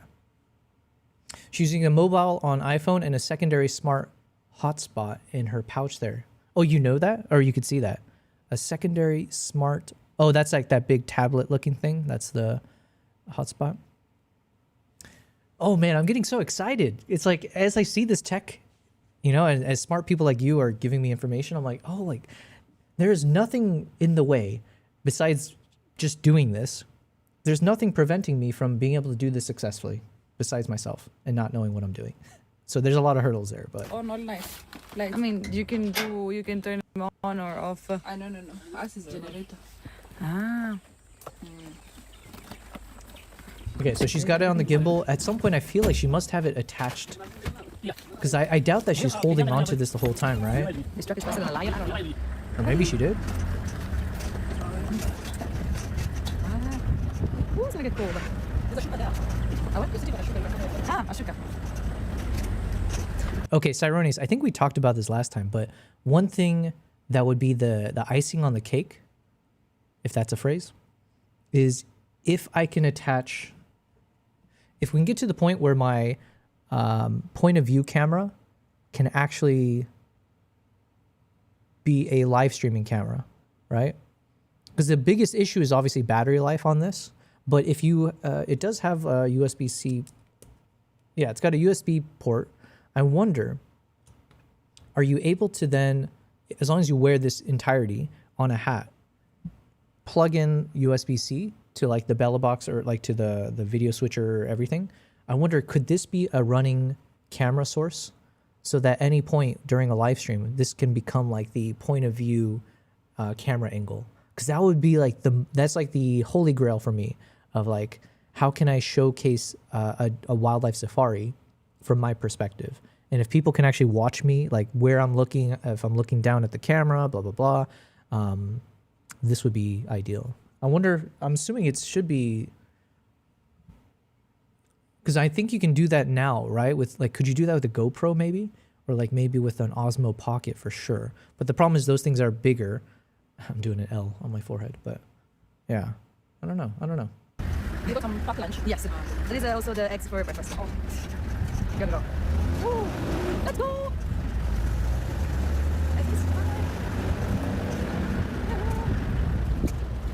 Let me make sure you are connected to the Wi-Fi. Okay, we're connecting.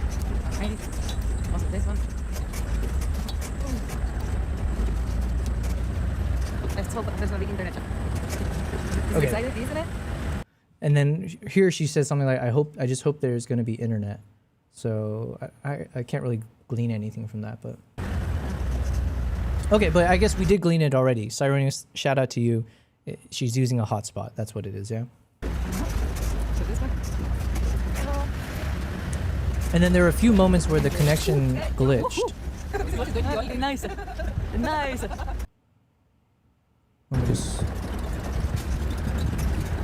So you can see how bumpy this ride is, and that's something I need to factor in, right? So the assumption was maybe I need to use a couple of those magic arms to keep, let's say if it's a Nikon mirrorless camera or something attached to the Jeep, then I need to have a good enough control so it's not so bouncy and shaky. So I tested that last time in Tanzania, a little bit fail, but yeah.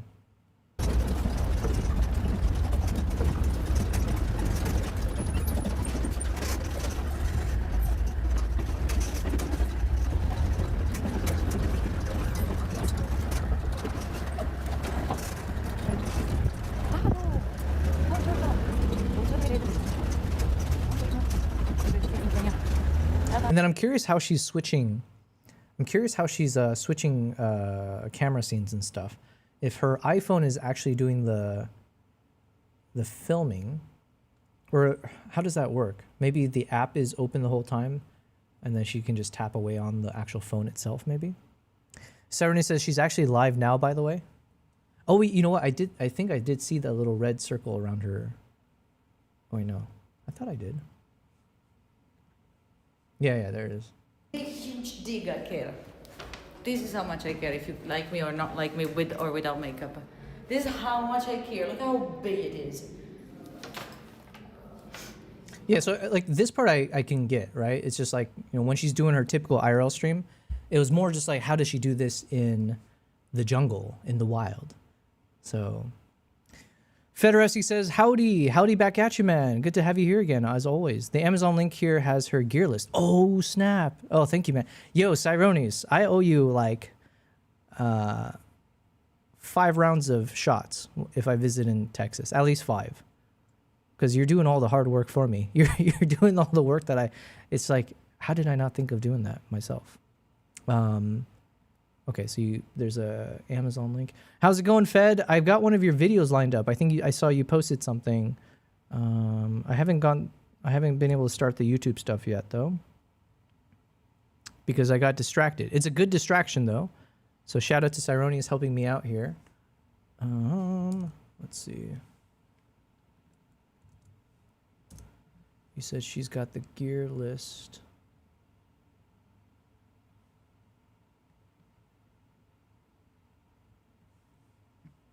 Okay, so she's got, damn. Oh wait, I have an Amazon store. I need to do this as well. What am I doing? I have too many things I need to do that I'm not doing. I just need to, I need to win $1 million is what I need to do. So I can hire competent people. Amazon store.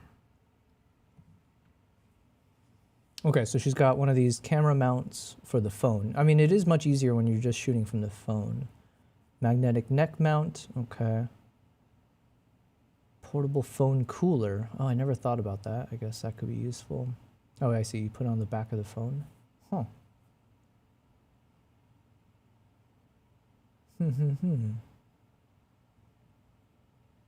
Oh, I was going to say, is that it? Hold on. Okay. Charging station, blah, blah, blah. Charging. She's got a Mini 4, or she's got a drone. Oh, yeah, Mini 4 Pro. Oh, nice. She's using the Hollyland.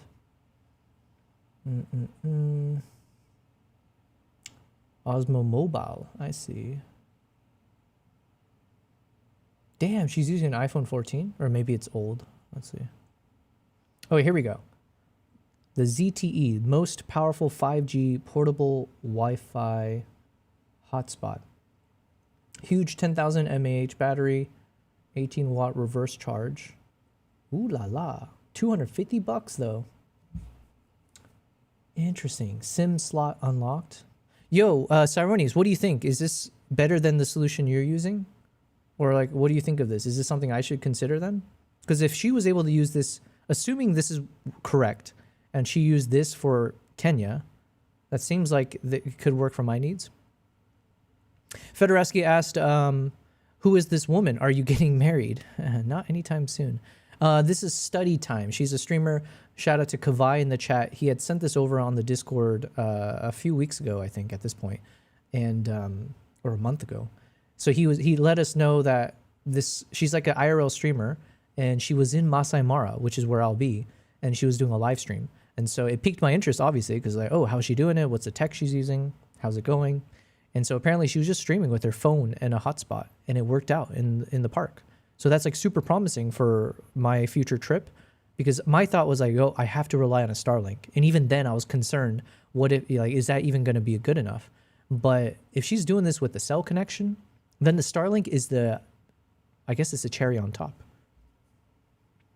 Mobilin app has scene management. Okay, so there's some app you use. That cost isn't bad. The modem is pretty solid. I'll show you what I'm going to be using soon. Okay, yes, please do. Now, there were like at least a few moments where the connection did drop. I wanted to see if I can speed up to that. Oh, here we go. There's one moment here.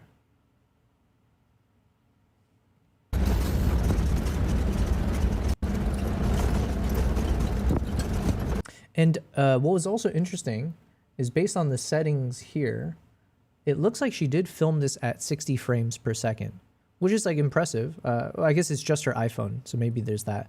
My assumption was I'll probably have to film or stream at like 30 frames. Fed says, if you marry her, you can just borrow the ZTE. Yeah, I guess that is true. You can joint custody over all the gear, right? Okay, I think around here I saw in the thumbnail, connection drops. Oh yeah, maybe I should just be like, but the thing is that I feel like at this point, they've got a brand already that works. Because I'll be like, what if I said, hey, I'll be your photographer, or I'll be your cameraman on like one of your next outings, so then I can, you know, we can collaborate together and promote, like do a co-stream type thing. Actually, that's not a bad idea. Whether it's her or someone else, I should actually consider that.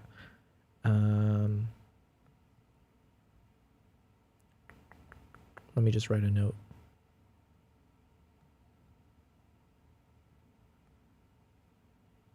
Yeah, because now she already does a lot of travel stuff. And so if I were to reach out to her, whether it's for this pilot or for the future one, be like, hey, I'm running this thing, I'm testing out the tech. So maybe on the next go round, if you want to actually plan a trip with me, because then, you know, I'm assuming this is her brand. She's like much bigger than I am. So then there's a win-win. The win for her is that you've got a dedicated camera person who can make sure the quality and everything looks nice. And also I do wildlife photography stuff anyway, so she'll have this extra angle to it. And then it's a win for me because she's got a big reach. She seems like someone who loves doing this type of stuff. So then hopefully, yeah. Anyways, this is my current modem router I'm going to upgrade to. Oh, let me click on it.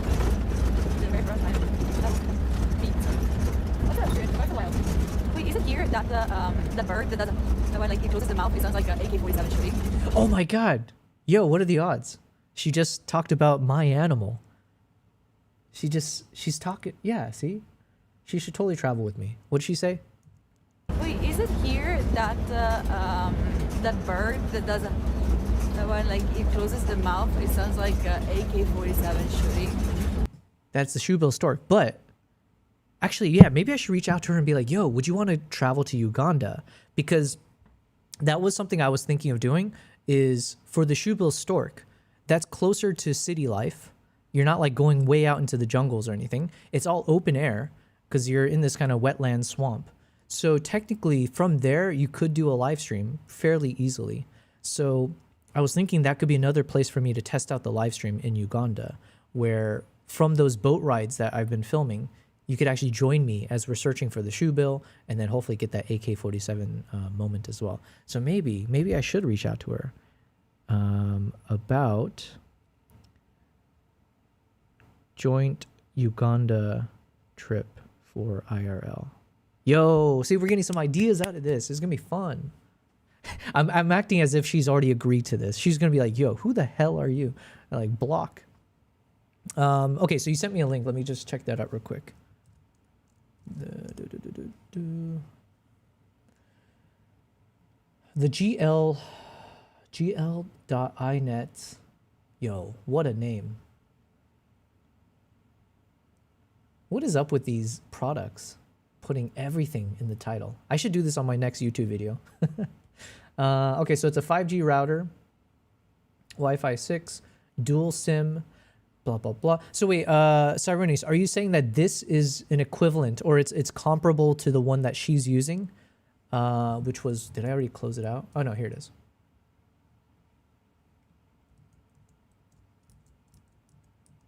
Oh, come on. I hate when this happens. There it is.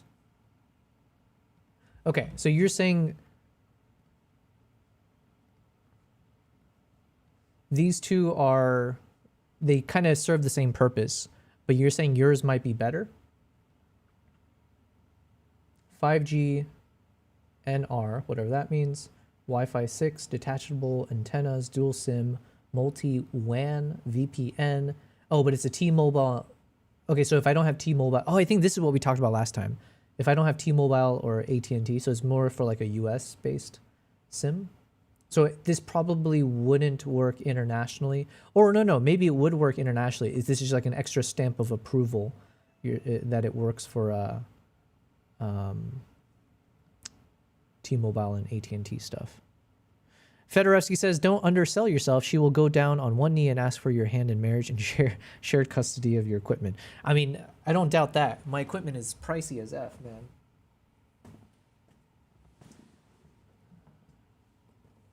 My cat wants to say hi. Let's just take a quick break. Do you want to say anything, Nala?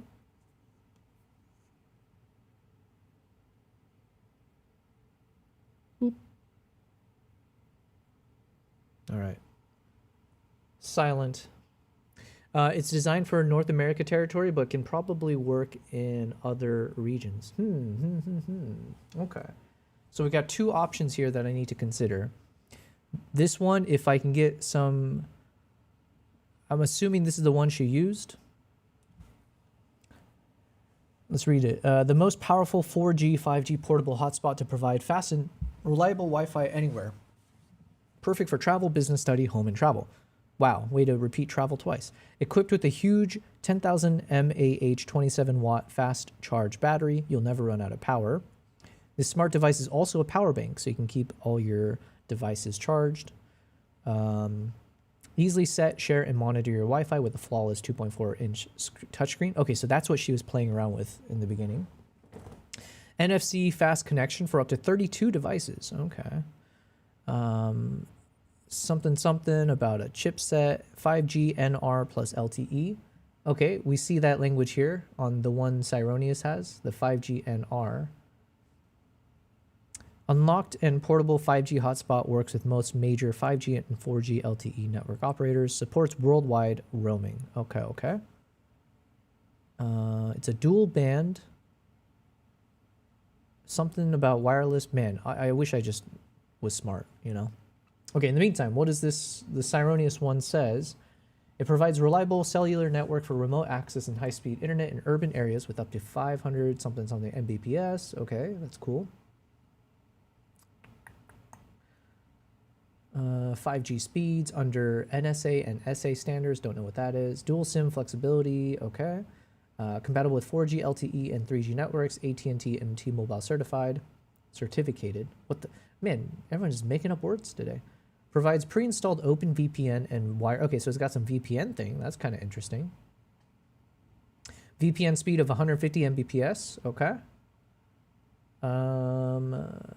Some OpenWRT. Don't know what that means. Powerful RV deployment. Don't know what that means. Oh, like an actual RV, like a van, like a. Okay. I don't know if that's what it was about. AX cellular 5G router, multi-WAN, something, Ethernet, cellular tethering. All right, and then I'm lost on all the other stuff. Okay, sounds like. Oh, also we can't see your screen. Oh, my bad. I mean, it was just a boring screen, but here's a decent. But this one, hers is decent, but this one here is probably better in terms of cell reception. The one you sent, yeah. And then this is the battery variant. I plan to use mine with a Type-C to DC cable. I think I would do the same because like I'm assuming I'd be walking around with a power bank already. So I would probably just have it charged that way instead of using a battery. So yeah.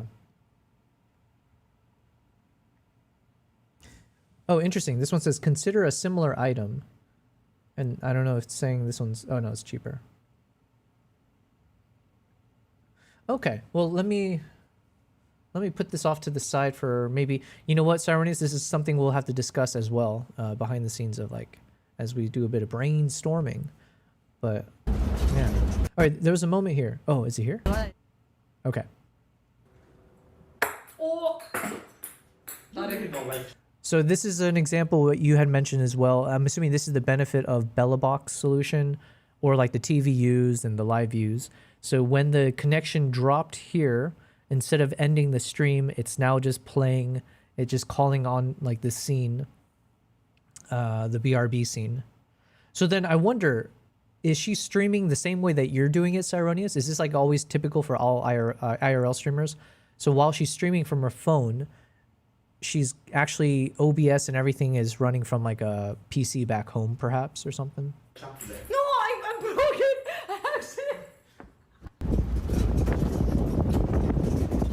Okay, and then she's using that streamable run. It says stream lost signal, switch to ingest offline.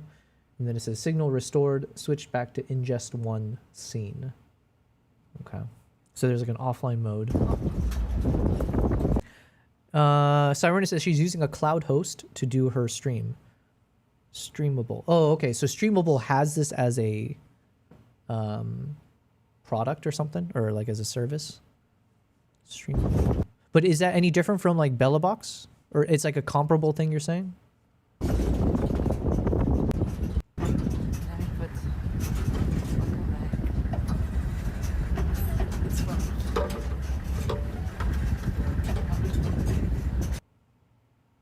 Wait, sorry, I fixed it by mistake.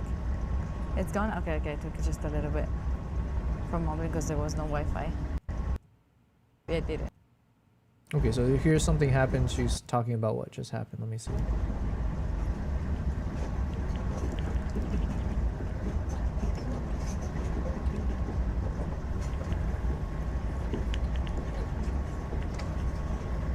Oh, maybe I did it. Wait, sorry, I fixed it by mistake. It's gone? Okay, I took it just a little bit from home. Oh, she said I pixelated by mistake and then something. Because there was no Wi-Fi. Because there was no Wi-Fi. Okay.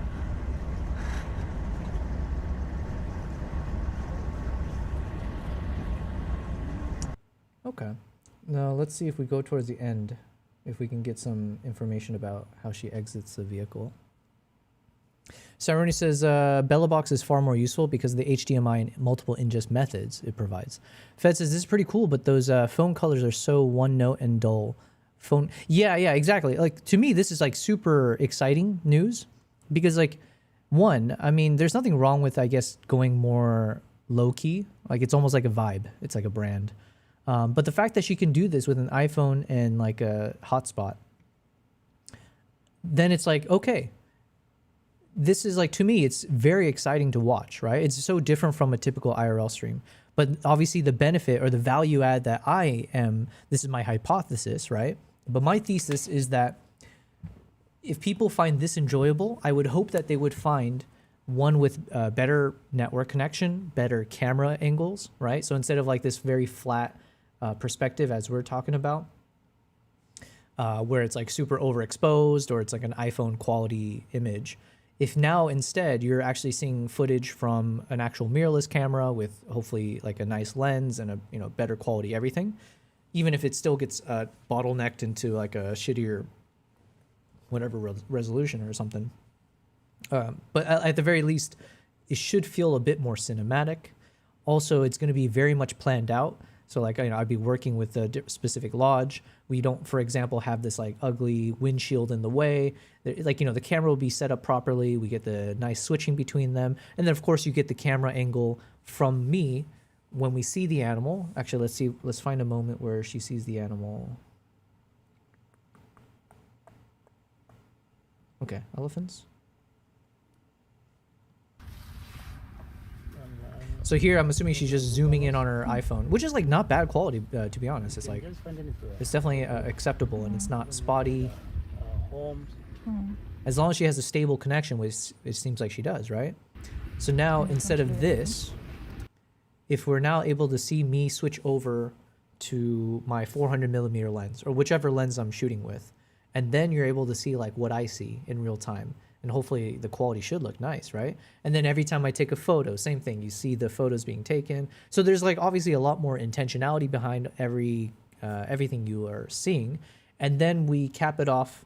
So when we come back home, when I end, you know, back at the lodge, then the stream continues, right? Where I'm showing like a home, like an editing session. And then you actually can see me, similar to what I do now from my home right here. You would actually see me kind of put the final touches of like, hey, let's organize, let's find the photos, let's edit them, et cetera, et cetera.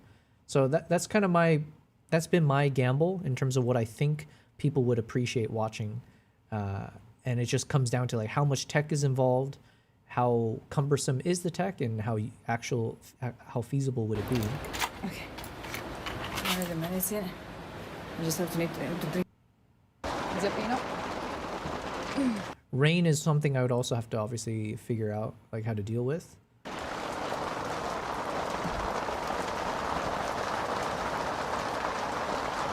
not flowing, just a little bit of water. I think the house is legit.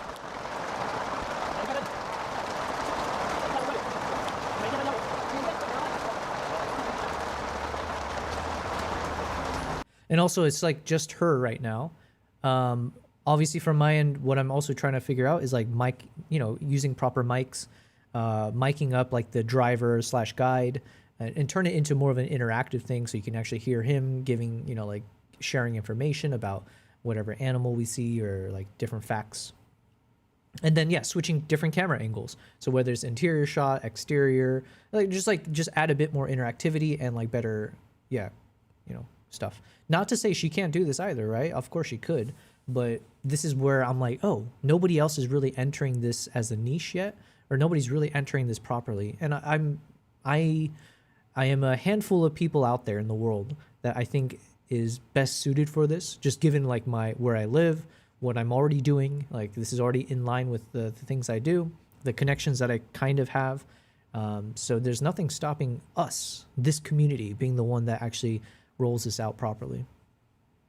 Fed says, for a phone, it's good, but a mirrorless would be so much better. Yeah, for sure, right? It's like, imagine, even with this camera here, right? It's not like I'm shooting in log, right? This is in a, whatever, H.265 something, whatever it is. But the quality's pretty good, right? Granted, there's some good lighting and stuff going on here. But yeah, all of these cameras are technically just shooting in, you know, but these are my mirrorless cameras. But the quality is really good. I stand by them. So now imagine this kind of quality, you know, being able to pump out, and I'm just doing a 1080 stream right now, right? But we can utilize these as like the actual cameras to capture the wild, right? It's not going to be as good most likely, but you know, because of the lighting and stuff, but it'll be pretty damn good.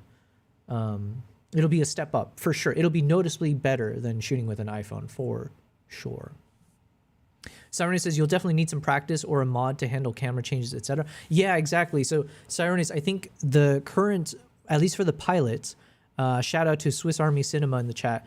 He had already expressed interest in an ability to potentially join me on this trip. So we're just, you know, mapping out the dates. But let's say if he is actually able to join me for a number of days to test this out, that might be something he can help me out with, right? Is like, as we're streaming, perhaps like, you know, he's in one of the other seats and he's able to manage or monitor the remote access stuff. Or maybe that's something I have to delegate or, you know, provide, ask someone else to do who can. I don't know. Or it's something I have to do, like you said, with some practice, like the thing, like the wrist mount, put the phone on my wrist and then test me doing it myself. There's like so many things for sure. There's so many things that could go wrong, so many things I need to still figure out. So, and it's a lot of things where it helps to have someone helping out for sure. Like, I mean, you guys are helping me out tremendously. Like I wouldn't have been able to even consider this without all you guys in the chat who've been super helpful on this. Fed says there's a lot of people out there who actually thought those two newest 28 years later movies look good. I haven't finished 28. I keep forgetting, man. I need to watch 28 years later. I only watched the first like maybe 30 minutes or something, 20 minutes. There's those were shot on the iPhone. I did hear about that, but it was like it's cheating, right? It wasn't like they shot on like shitty iPhones. It's like they had a bunch of high quality stuff. They had all the accessories necessary, the proper lighting and all these random rigs to make it look better.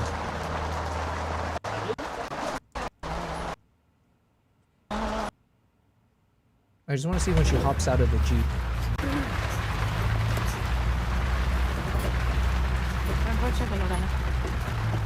No, I think I want to spend more. It's okay. We had a lot. We saw a lot of things anymore, to be fair. Maybe I can go next time. I will contact them for the next time. Me too. Okay.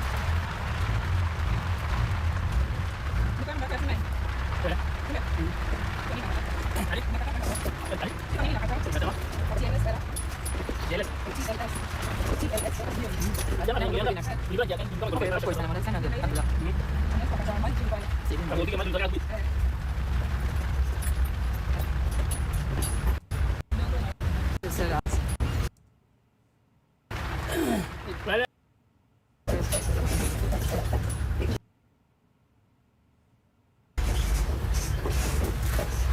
See, the other thing is like, Siren says, one of the cool things in my router is also using tail scale to connect a VPN tunnel. I don't know what a tail scale is, but I think I read in that description that, yeah, you can use VPN with it, which is kind of pretty cool. That is pretty cool. I could use that actually. Some countries you travel to, I feel like you need VPN, like they disconnect a bunch of services. Fed says, yeah, they shot with proper lenses, but the image itself still looks processed and weird. You know what? I need to watch it. I need to fully watch it. Wait, they filmed everything with an iPhone? Or there was just like a few shots that they did with an iPhone? Like some key moments or something. One other thought I had was like, let's say if someone like her, study time, were to do this consistently, like just do a bunch of, let's say she spent 5 days in Maasai and every day she was filming the wildlife safari. While I think it would still be really fun to watch because, you know, it seems like she's got a great personality, she's got a good following, and she's, you know, it's like it's such a novelty, or it's, you know. But the thing is, like, if you're watching 5 days of the stream from the perspective of like a tourist, I feel like that's also a little bit of a drop in the value versus like what in my mind I envision is, it doesn't even have to be me, but let's say if you're watching a stream of someone doing 5 days out in the wild, but they are like, they're not necessarily only as a tourist, but someone who is there with like, you know, for wildlife photography. So they're looking for specific shots. They're chasing after key moments, but then they're also trying to photograph it or film it. There's like a bit more of like an intrigue in my mind.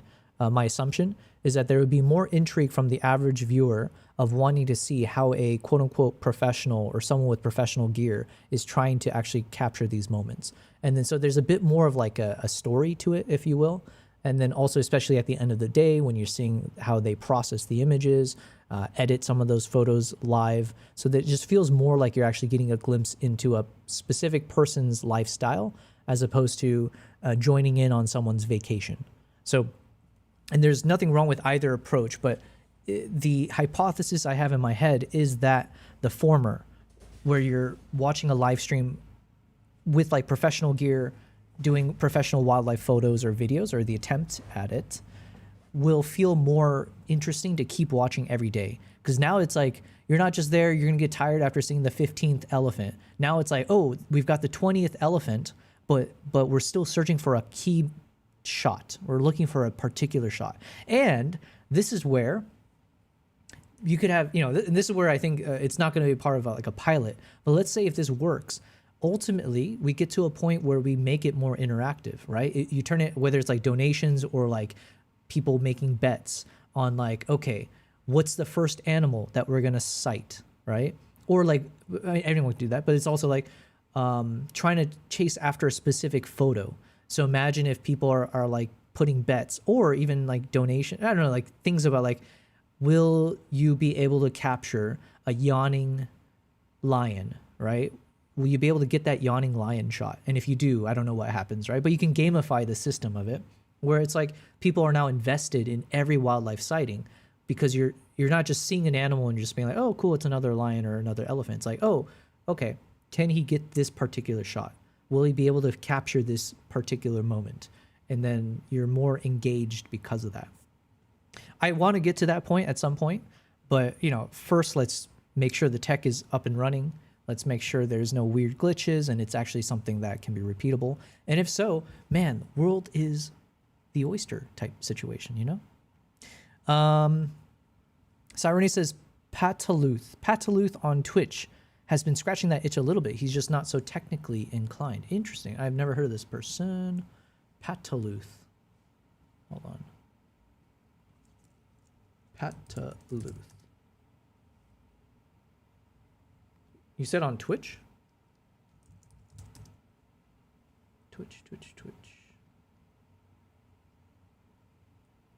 Okay, let me make sure to follow Pataluth. Oh, wait, no, I'm already following. Okay. Oh, maybe Cyrunis, you told me about this person before? Ooh, yeah, from what I can see here, he's doing like dope IRL stuff. Yeah, and this is where I get jealous of like people who live in locations where you got wildlife right in your backyard. Unfortunately, Dubai, it's like unless you go out into the desert and fry all your cameras and yourself, there's not much to do here.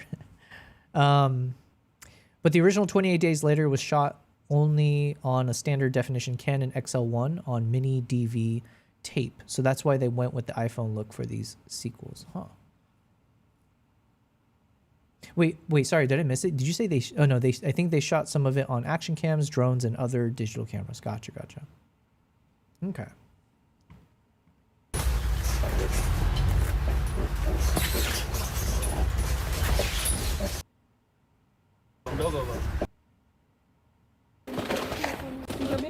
I don't know why I want to watch this, but I just want to see if there's anything else we can see from when she's disembarking that can give us an insight into how she's doing the stream or things like that. So let me back it up just a little bit.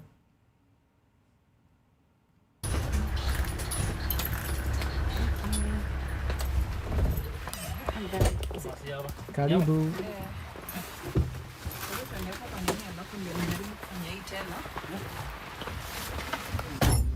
I ate from crocodile.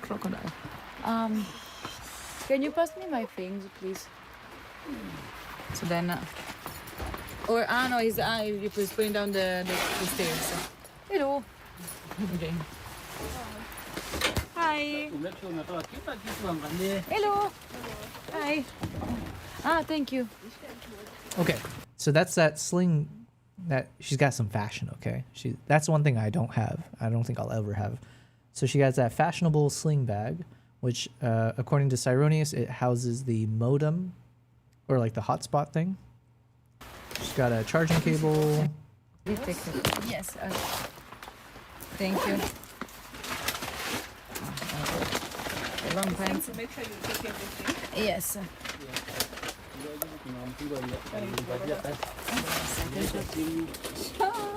Inabidi umrudishie.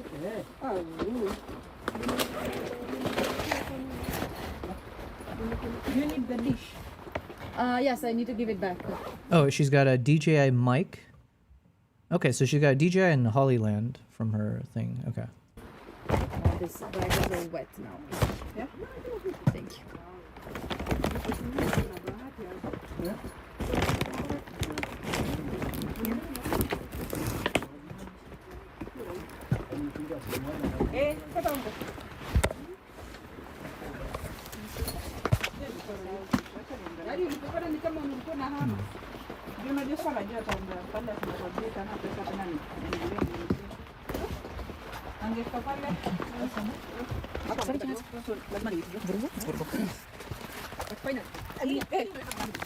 Maji.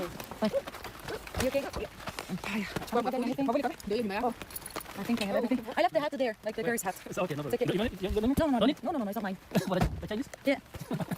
Asante. Asante sana. Hello. Thank you so much. Thank you, James. No? Okay. Ay. May kapit. Oh, yeah. Nandito sa kapit. Oh, cute. Wow. Wow. Beautiful. Down here. Wait. The mic. No tattoo, then donate so that I don't get a tattoo. Yes. Did I put it away or where did I put it? Okay, it's not here. Okay, so then even here, obviously I would continue the stream, right? So you'd have I'm calling them drive streams because I like to be punny when I can. So you got your drive streams, which are the live streams from the drives, and then we have the lodge streams, right? So there'd be at least 2 drive streams because there'd be a morning safari, afternoon safari. Then for the lodge stream, at the very least, it'll be in the late afternoon, evening, maybe after dinner from my tent. So this is where we kind of like settle down. And then before I go to sleep, I'm wrapping up everything. I could stream more, but it just depends how exhausted I'll be to do this every day. It is a pretty jam-packed schedule that way. So yeah, anyways, but this is my current thought process. It's like every day you'd be able to watch my live stream 3 times, in the morning, in the afternoon, and then in the evening.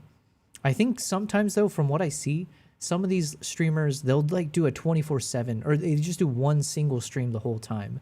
Right? I think maybe that's for viewer retention, or I don't exactly know strategically what's better. But then that just feels a bit more challenging for me to do, to just have a stream running for hours on end. Because I think from my end, I would need some time in between the live streams to recharge the cameras, recharge myself, and all kinds of other things, right? But yeah, these pro streamers, man, I don't know how they do it. Fed says, there was another sequel in between that was directed by another guy, 28 weeks later. I saw 28 weeks later. Oh, you're saying that was a different director? That was shot like a normal film using an Ariflex 35mm using fast shutter and handheld a lot. I need to watch 28 years later, and then I need to watch the other one, The Bone Temple. I heard The Bone Temple was really good. It was like, people thought it was a spin-off, but apparently it's like pretty damn good to watch, so... Cyrenus's battery life would be a pretty critical metric to consider. Yeah, her setup is actually very battery efficient. Yeah, so I think as part of this, I would need to bring several like power banks. Potentially, I don't think I'll have to go this far, but potentially maybe it's like you buy one of the or rent one of those like big charging big ass battery things, and keep it in the car for the drives. I don't think it'll be that necessary because that's the other reason I think I want to do like these 3 streams is because every game drive is only going to be about 2 to 3 hours, right? Most professionals, at least, we don't like do full day of live safari unless you're trying to reach something by the afternoon, because after during midday the lighting is so harsh. Most photographers aren't really looking for shots then. Also, most animals are sleeping, so you're going to have fewer sightings, worse lighting, you're going to be tired, batteries are dying, all of that reason. So usually most of the safaris I've done, you might wake up or you might leave before sunrise, maybe like 5 or 6 a.m., and then you go until about 8 or 9 a.m., come back by 9 to 10 a.m., and then you take a break until maybe 3 p.m.-ish, and then go until sunset. So which works out because then during that midday, that's when everything should be charging. I might sleep during that time if possible. And then, yeah, most viewers have a life anyway and can't watch 24/7. Yeah. But when we saw some of those bigger streamers, they did they just had the stream running for 8-10 hours. I was like, damn, even when they were on a safari and like back at the lodge. Hold on. Ah, it's here. Found it. No tattoo. Then vote for me to not get a tattoo. Screaming about me not getting a tattoo. Hey, I'm nice to meet you, yeah? Okay, so she's got that DJI mic.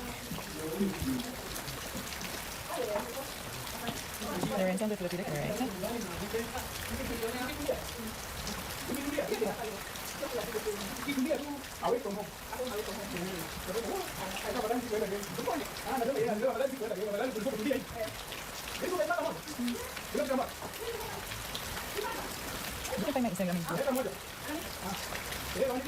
Something going down, 25. 25, something going down. Thank you. I appreciate you. Thank you. Thank you so much. Thank you. Man, what a proper streamer too. She's making real money just asking a simple question. Should she get a tattoo? Damn, good on her. This is going well. Hold on.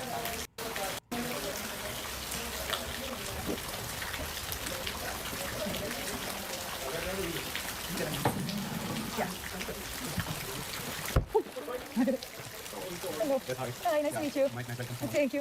Is it okay if I sit here? Thank you.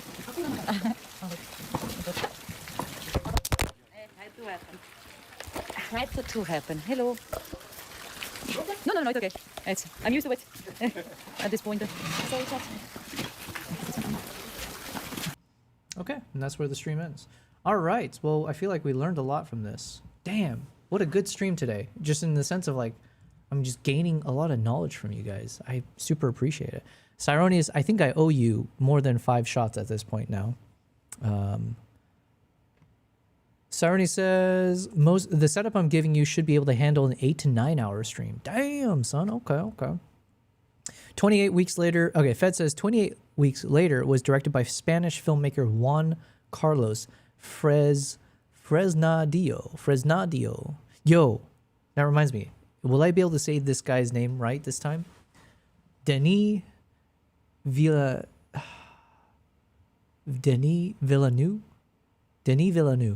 Is that how you say his name? All I know is it's not Denis Villeneuve, and I feel like it should be. The first and the 2 last ones were all written by Alex Garland. Danny Boyle directed the first and the third. Okay. I've seen that name Alex Garland before. Wow. I have not edited a single photo today. And yet today is probably one of the better productive streams because, man, I've got 2 potential products to review for the hotspot stuff. So again, thanks Cyronius for that. We've got more understanding and a potential connection. I genuinely think I will, if I remember to, because my to-do list is super long, but I do think I will reach out to study time. What's the harm in being like, hey, saw your stream to the Maasai, trying to do this myself. Would you want to join on an upcoming thing to collaborate? So who knows, right? Maybe she'll say yes, and then that'd be dope. Because then, unfortunately, I'm not a big enough content creator to necessarily just do these cold reach outs to various, operators or companies to be like, hey, what do you think? Will you say yes to something? But if someone of her stature, and then if I'm able to showcase like, hey, here's the quality of the footage and the things that I can capture. I do wildlife photography stuff. So combined, maybe these it could be anything like hotels, lodges, tourism boards even. Can you imagine that level? Maybe they'll be like, okay, let's say yes. We'll give you, we'll help you do some fun project.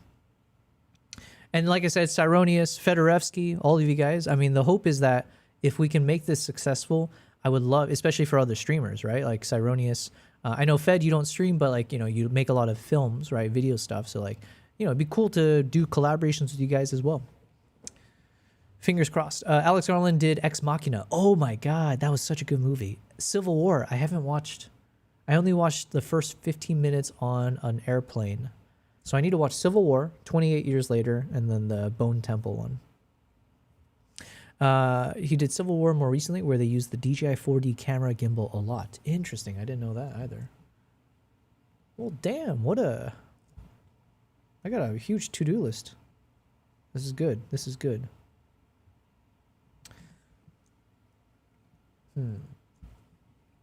But I also have a lot of photos to edit. All right, let's start watching this video then. This one's 23 minutes long. Okay, I'm gonna actually edit one of these photos now as we watch this. Christopher Nolan has redefined the boundaries of the cinematic blockbuster, constantly pushing the limits of scale, time, and human endurance. But with his latest film, he's stepping back 3 millennia to adapt one of the oldest stories ever told, Homer's ancient epic, the Odyssey. It is a brutal tale of the Bronze Age, tracking the soldier, King Odysseus, the cunning deception of the Trojan horse, and a grueling 10-year struggle to return home. Bringing this ancient world to life required a deeply modern and incredibly demanding approach. Nolan's guiding philosophy has always been to prioritize the viewer's visceral experience above all else. The Odyssey is a massive story. That's a really exciting challenge to take on. Fed says, I was not a fan of Civil War, but I like a lot of his work. I don't know anything about Civil War besides, what's the actress in it? I like her, although I don't see her often. Kirsten Dunst? Was it Kirsten Dunst? I think she's in it.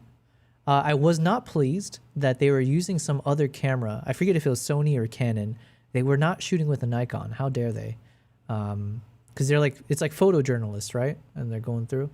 But then the other thing I heard about it, because I only saw the first 10 minutes, but the other thing I heard about it was Jesse Plemons is fantastic in it. You know, he's amazing in everything, to be honest. But I heard he steals the show with his, like, whatever scene he's a part of. So I'm very excited to watch that. Trust me, you will come back.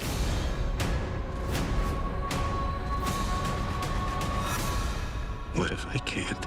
I feel the real responsibility to try and get as much on screen for the audience as possible, to give the audience the fullest flavor, the fullest set of images and events that we can give them for a given story. To deliver that fullest flavour, Nolan made a groundbreaking decision. The Odyssey is shot entirely on 15 perf IMAX film cameras. While many directors have embraced lighter, cheaper digital technology, Nolan remains a steadfast champion of celluloid. The 65mm IMAX frame captures an image quality of up to 3 times higher than standard digital cameras. The unparalleled resolution isn't just about pixel counts, it's a The guy misspoke, didn't he? digital cameras. The unparalleled resolution. I don't understand that. Why not just re-record yourself then? Third floor draft, what's going on? Third floor says, husband to Kirsten Oh, you're right. Or Jesse, wait, is that right? Is it Jesse Plemons and Kirsten Dunst? Okay, that's what you're saying. Husband to Kirsten Dunst. Last minute addition to Civil War. Damn. What a... Well, I guess I don't remember seeing Kirsten Dunst in anything besides Spider-Man, but she seems like a great actress. So what a powerhouse duo then. It was shot on the Venice 2, I think, and the DJI 4D for all those gimbal run and gun shots. Okay, damn. Okay, I need to... Should I watch that tonight? Oh, maybe tomorrow. I'm supposed to watch Spider-Man tomorrow, though. I'm excited for that. Isn't just about... Also, guys, which one of these photos do I edit? I mean, I'm just going to make up my mind, but like... This is the problem when I'm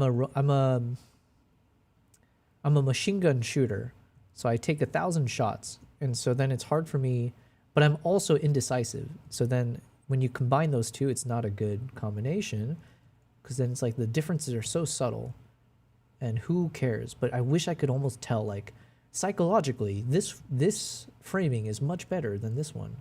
I think I'm gonna go with one where the head is slightly above. I think it probably doesn't make as much sense to have... Oh, no, we'll edit 2 shots.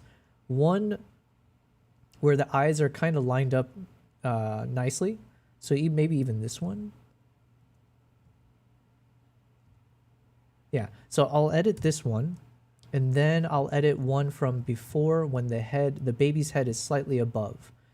So we have 2 different moments of intimacy, let's say. But then also this one, the eye is slightly blurry, so I gotta get it when it's sharp. Okay, so starting from this one. Okay, so I'll edit this one and that one. Cool. I've made my decision. Let's keep watching this.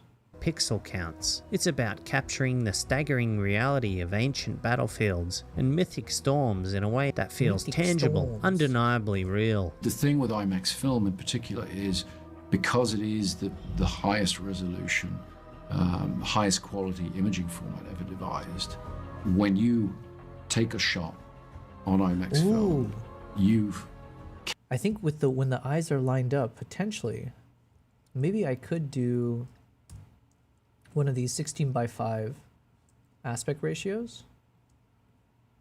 Maybe it could be a story in and of itself if we just do like a tight shot of just the faces, yeah? I think so. I think we can do something here. I think we got something here. Okay. Just hold on to it. We may not, you know, that may not be something we follow through on, but maybe. Captured information that can then translate into every possible format. But why go to such extreme technical lengths for a story filled with Greek gods and mythic elements? For Nolan, the spectacle is never just for show. It is a mechanism for psychological depth. A Nolan film is designed to pull you out of the theater seat and drop... I mentioned this before, but I'll say it again, just in case it's of interest to anyone. So when I'm doing these cropping, so I usually do cropping either at the start of my editing workflow and or at the very end. It just depends on each image. And this one I probably will start in the beginning. But while I'm cropping, I'm always... 99% of the time, I'm actually looking at this navigator thumbnail. So I'm not actually looking at the big screen here of how I'm trying to adjust. I'll look at the thumbnail to quickly, like, you know, in this condensed small frame version, kind of get a gauge of if the framing looks correct. Like, am I balancing the shot right? Is it too right leaning or left leaning, or like, do I need to make adjustments? I wouldn't be able to tell you why. It's just my workflow and it tends to work for me. So, yeah. Fed says, Kirsten Dunst never really topped her early performance as a child vampire against Brad Pitt and Tom Cruise. Oh, that's that movie we watched a YouTube video breaking down Brad Pitt's history. And I guess he did one with Tom Cruise I'd never seen. Interview with the Vampire. She was 11 to 12 years old acting in that. Amazing. Okay. Huh. Yeah, I guess I only know her from Spider-Man then. You directly into the labyrinth of the narrative. He builds his films not by looking down from above, but by placing the lens right beside the protagonist in the center of the maze. I think with all my films, I've had an increasing desire to really try and create an immersive experience and try and create a tactile sense of a world and put you there in it. Achieving that tactile sense of the world means stripping away the safety nets of modern Hollywood. Rather than relying heavily on green screens and post-production trickery to build the ancient Mediterranean, Nolan insists on the physical and the practical. He believes the chaos of actual elements, the unpredictable winds, the crushing waves, the sheer weight of a physical set translates directly to the actors' performances and ultimately to the screen. And for me, the more areas in which you can embrace reality, the more areas in which you can allow the real world to inform your process, the richer the film becomes.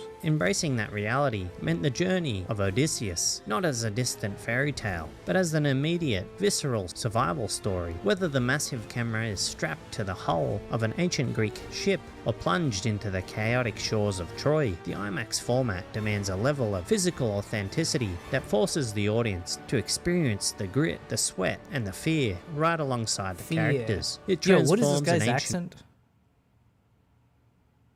My default is always British, but poem into a present tense thriller. When I'm writing, I'm visualizing the film as an audience member, as somebody experiencing the story.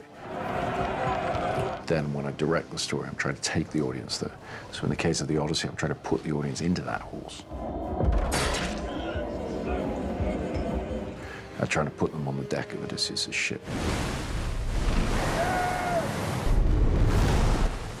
Putting the audience inside the claustrophobia of the Trojan horse is a monumental task. The sheer size and mechanical noise of the 15-perf IMAX cameras. Is that Australian? I gotta hear him say nar. Fed says Aussie or maybe New Zealand. Okay. Present extraordinary hurdles, especially when filming on water or within confined water. I have a good friend. I'm watching Spider-Man with him tomorrow. I hear him talk all the time, and I'm so shitty with accents, man. Water. Oh. Practical sets. Yet, it is exactly this friction, the friction between the limits of analog technology and the boundless scope of Nolan's vision, that creates cinematic magic. IMAX is a camera that doesn't lie. This is definitely the format or the window that this story wants to be seen in, and that has always been our first choice. To capture the grueling voyage of the Odyssey, Christopher Nolan knew that shooting in the pristine safety of a Hollywood backlot wouldn't suffice. Instead, he suffice. mounted a punishing global expedition, bringing his leading men like Matt Damon, along with thousands of cast and crew members, to unforgiving locations across Greece, Iceland, Morocco, Italy. I'm so jealous, man. I almost would rather pay to be a part of this project than get paid. I mean, I'm sure a lot of people would say that. Like, talk about imagine being any person, like any employee or any staff member, a part of this project. Whew. One day. There's a few different main Aussie accents. Okay, well, then it's not my fault. Scotland, by shooting 2 million feet of 65mm IMAX film out in the harsh elements. Nolan ensured the camera was capturing genuine exhaustion, real weather, and true physical weight. He has built a reputation for doing things the hard way. By adapting a 3,000-year-old epic, tested the boundaries of what even his seasoned crew could endure. The harder the better, right to the point of the Odyssey, and I think I pushed pretty hard on this one and maybe found some limits. Those limits were felt most acutely by the crew, wielding Bronze Age weaponry on churning ships and storm-battered coasts, while heavy IMAX cameras rolled. We had gone to IMAX and sort of challenged them to create new Okay, quick pause. I think for this image, I'm looking at two potential croppings. So one might be as you see it here, so just in like a 3x4, like this, the full body or the full framing as much as possible. Then I might do one additional cropping afterwards to just punch in, still portrait mode, but punch in on just the faces, right? But I'll start with the bigger canvas and then work down from there, I think. Fed says, no, wait, he sounds like he's from New Zealand, Auckland, maybe. Okay, well, I'll take your word for it, as if I know.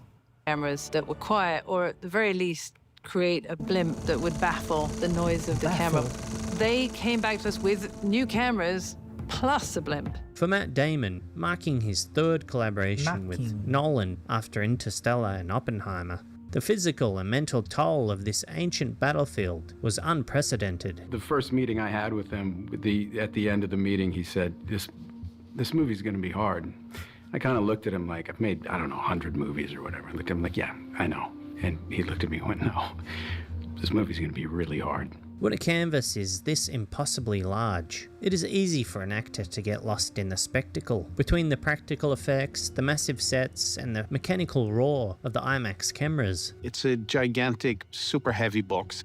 But we as filmmakers, Norwegian. we're not supposed This to be I know comfortable. now. We're supposed to present the audience with the best experience possible. So all our effort was all in service of making that work on set. The human element can easily be drowned out, but this is where Nolan's distinct approach to character work anchors his films. Despite the blockbuster scale, Nolan remains deep. Fed says no. He sounds like the characters from early Peter Jackson movies. Okay. Yo, this preset. So this is one of my presets, muted giraffe walk. So it's where I mute the colors a bit, kind of warm out the greens. I kind of like this. I mean, I'm not a big fan of the current green or like the leaf colors, but I feel like this might be. I create a copy of this image because this might be a fun one to work off of. So it's not necessarily the colors I like, but I think I like the muted tones, because it makes the eyes and the mouth stand out a bit more, and then it is mainly just around how do we darken the background and kind of cut out the colors. But the colors themselves need to be fixed a bit. Actually, okay, let's start from this edit. We'll work from this one. It might not be the final one just because this is a bit more of an artistic choice. So I think I want at least one version where we retain the colors throughout. But then this one could be fun. So, okay, let's try this. Deeply focused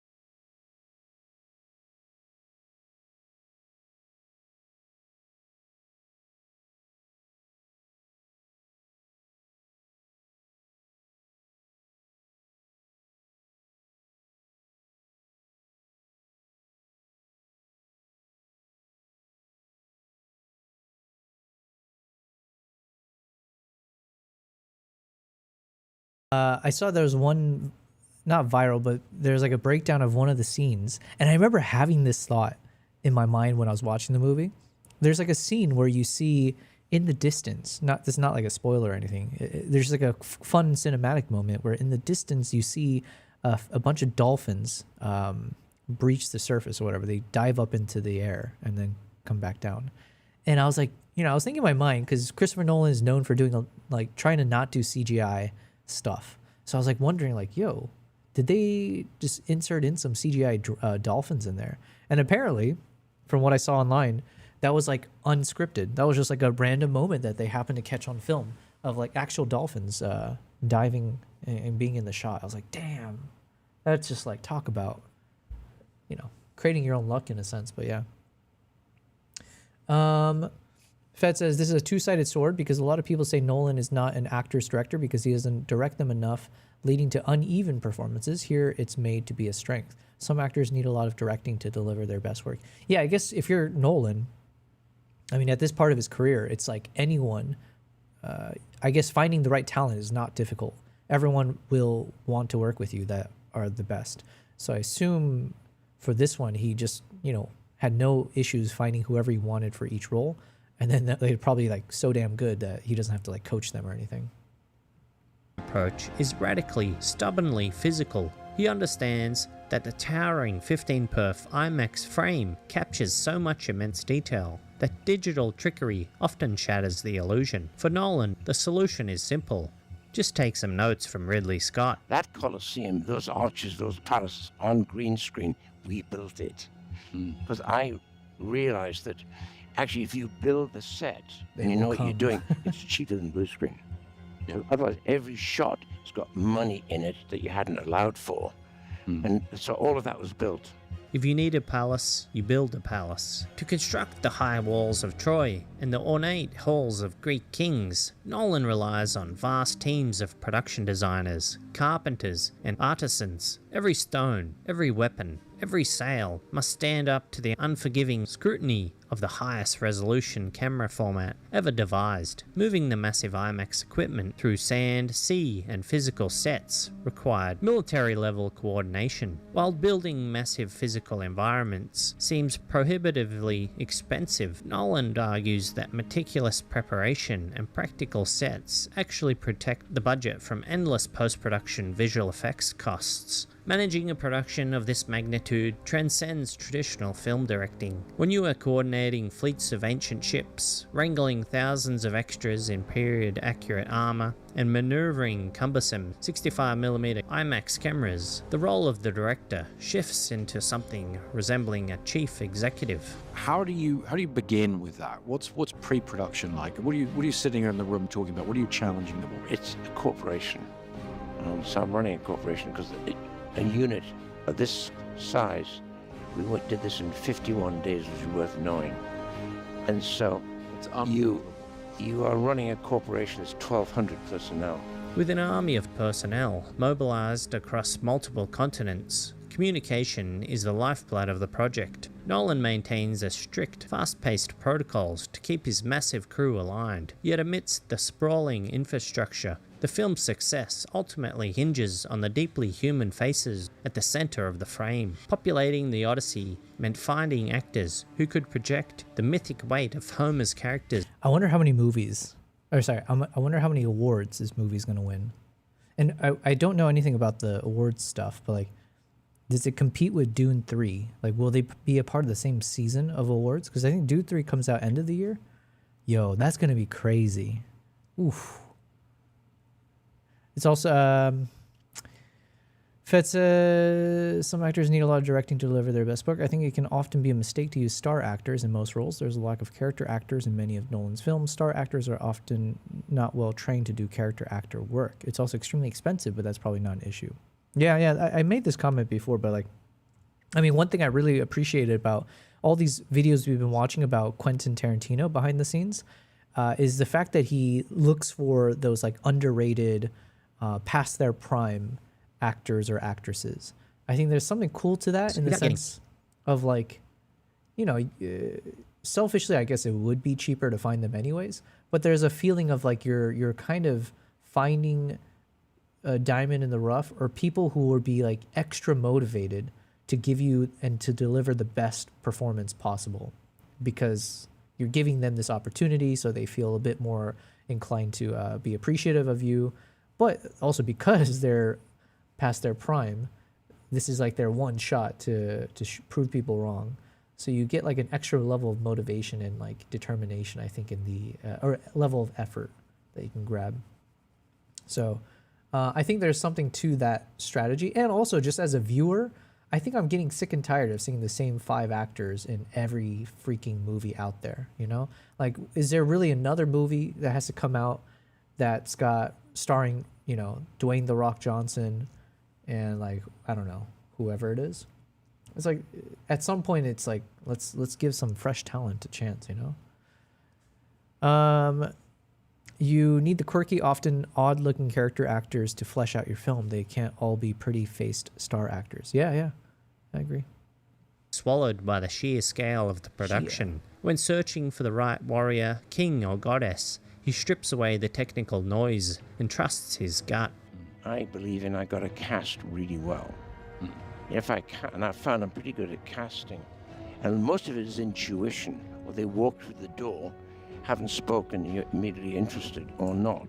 That intuition is the crucial counterweight to the massive logistical machine of an IMAX blockbuster. By trusting his immediate, instinctual reactions to an actor's presence, once the sprawling cities are built and the massive 1,200-person crew is in position, it is a carefully chosen cast that must breathe life into the ancient myth. The Odyssey faced its most daunting technical adversary, the camera itself. Christopher Nolan's mandate to shoot the entire film on 15-perf IMAX film cameras meant strapping one of the heaviest, loudest and most cumbersome pieces of photographic equipment. A fully loaded IMAX camera can weigh upward of 50 pounds, and with the blimp it's almost 300 pounds. The mechanical roar of film racing through the gate sounds akin to a revving chainsaw, presenting a massive hurdle for capturing intimate, hushed dialogue. That's why they built the blimp. Historically, Nolan reserved the towering format strictly for sweeping action, switching to smaller, quieter cameras for dialogue. The cameras are very loud, so you don't really want to do dialogue scenes that way. So we laid out which of the action set pieces we would shoot with the IMAX camera. But for the Odyssey, a film meant to completely envelop the viewers in Odysseus's perilous voyage, breaking that immersion with format shifts was out of the question. Nolan and his sound department had to invent new methods to isolate human voices over the deafening clatter of the camera, allowing the giant lens to capture everything, from the thunderous fall of Troy to the quiet, desperate whispers of soldiers trapped inside the wooden horse. When a director brings a camera of this scale directly into the actor's personal space, traditional cinematic composition goes out the window. Standard 35mm filmmaking. Fed says, yeah, those interesting actors Tarantino pick are not past their prime as actors. They just lost their fame at some point after doing some unsuccessful films. Yeah, I think there's a better way to say it than what I said, but yeah, because it doesn't mean past their prime. I guess it's more... Actually, I don't have a better phrase for it, but... yeah, they're just like... past... yeah, you know what? I'll stick with it. Past their prime. Until someone gives me a better way to describe them. Often relies on strict theatrical framing, but the IMAX frame is so massive, so tall and wide, that it requires a complete reimagining of how a scene is constructed. Nolan relies heavily on his cinematographer to paint outside the lines, using the sheer size of the negative to wrap the environment completely around the audience's peripheral vision. It pushes you to a way of looking at cinematography where you're not looking at the proscenium, you're not looking at the frame, and making two-dimensional compositions. You're really just putting the camera in proximity to the actors and you're composing in a three-dimensional sense.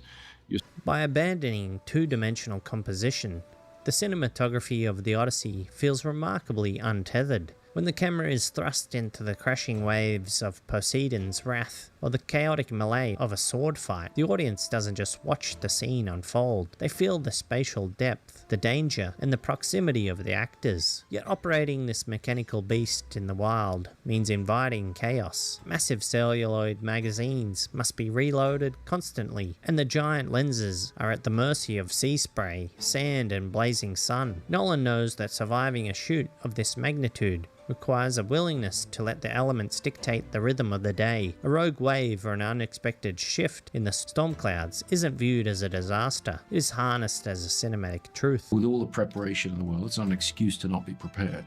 But, you know, you have to be open to reality and what that's going to put into the film you're trying to make. That openness to reality is what elevates the Odyssey from a staged period piece to a... Fed says, yeah, past their prime is the correct wording. It just makes it sound like they lost their talent. Yeah, that's what I'm saying. That's why I was trying to rethink a better way to say it. Because I agree with you. There's like a negative connotation to the past their prime that doesn't necessarily speak to like the truth of it. But listen, until someone comes up with the right phrase, I guess. Breathing, living document of survival by forcing the world's most advanced analog camera into the most unruly physical conditions. Nolan captures a friction that CGI can never replicate. As the production moved into the editing bay, the challenge shifted from capturing the chaos to mastering its rhythm. The grueling physical production of the Odyssey yielded over 2 million feet of 65mm IMAX celluloid, but capturing the raw fury of the Bronze Age was only half the battle, transforming... Wait, what does that mean?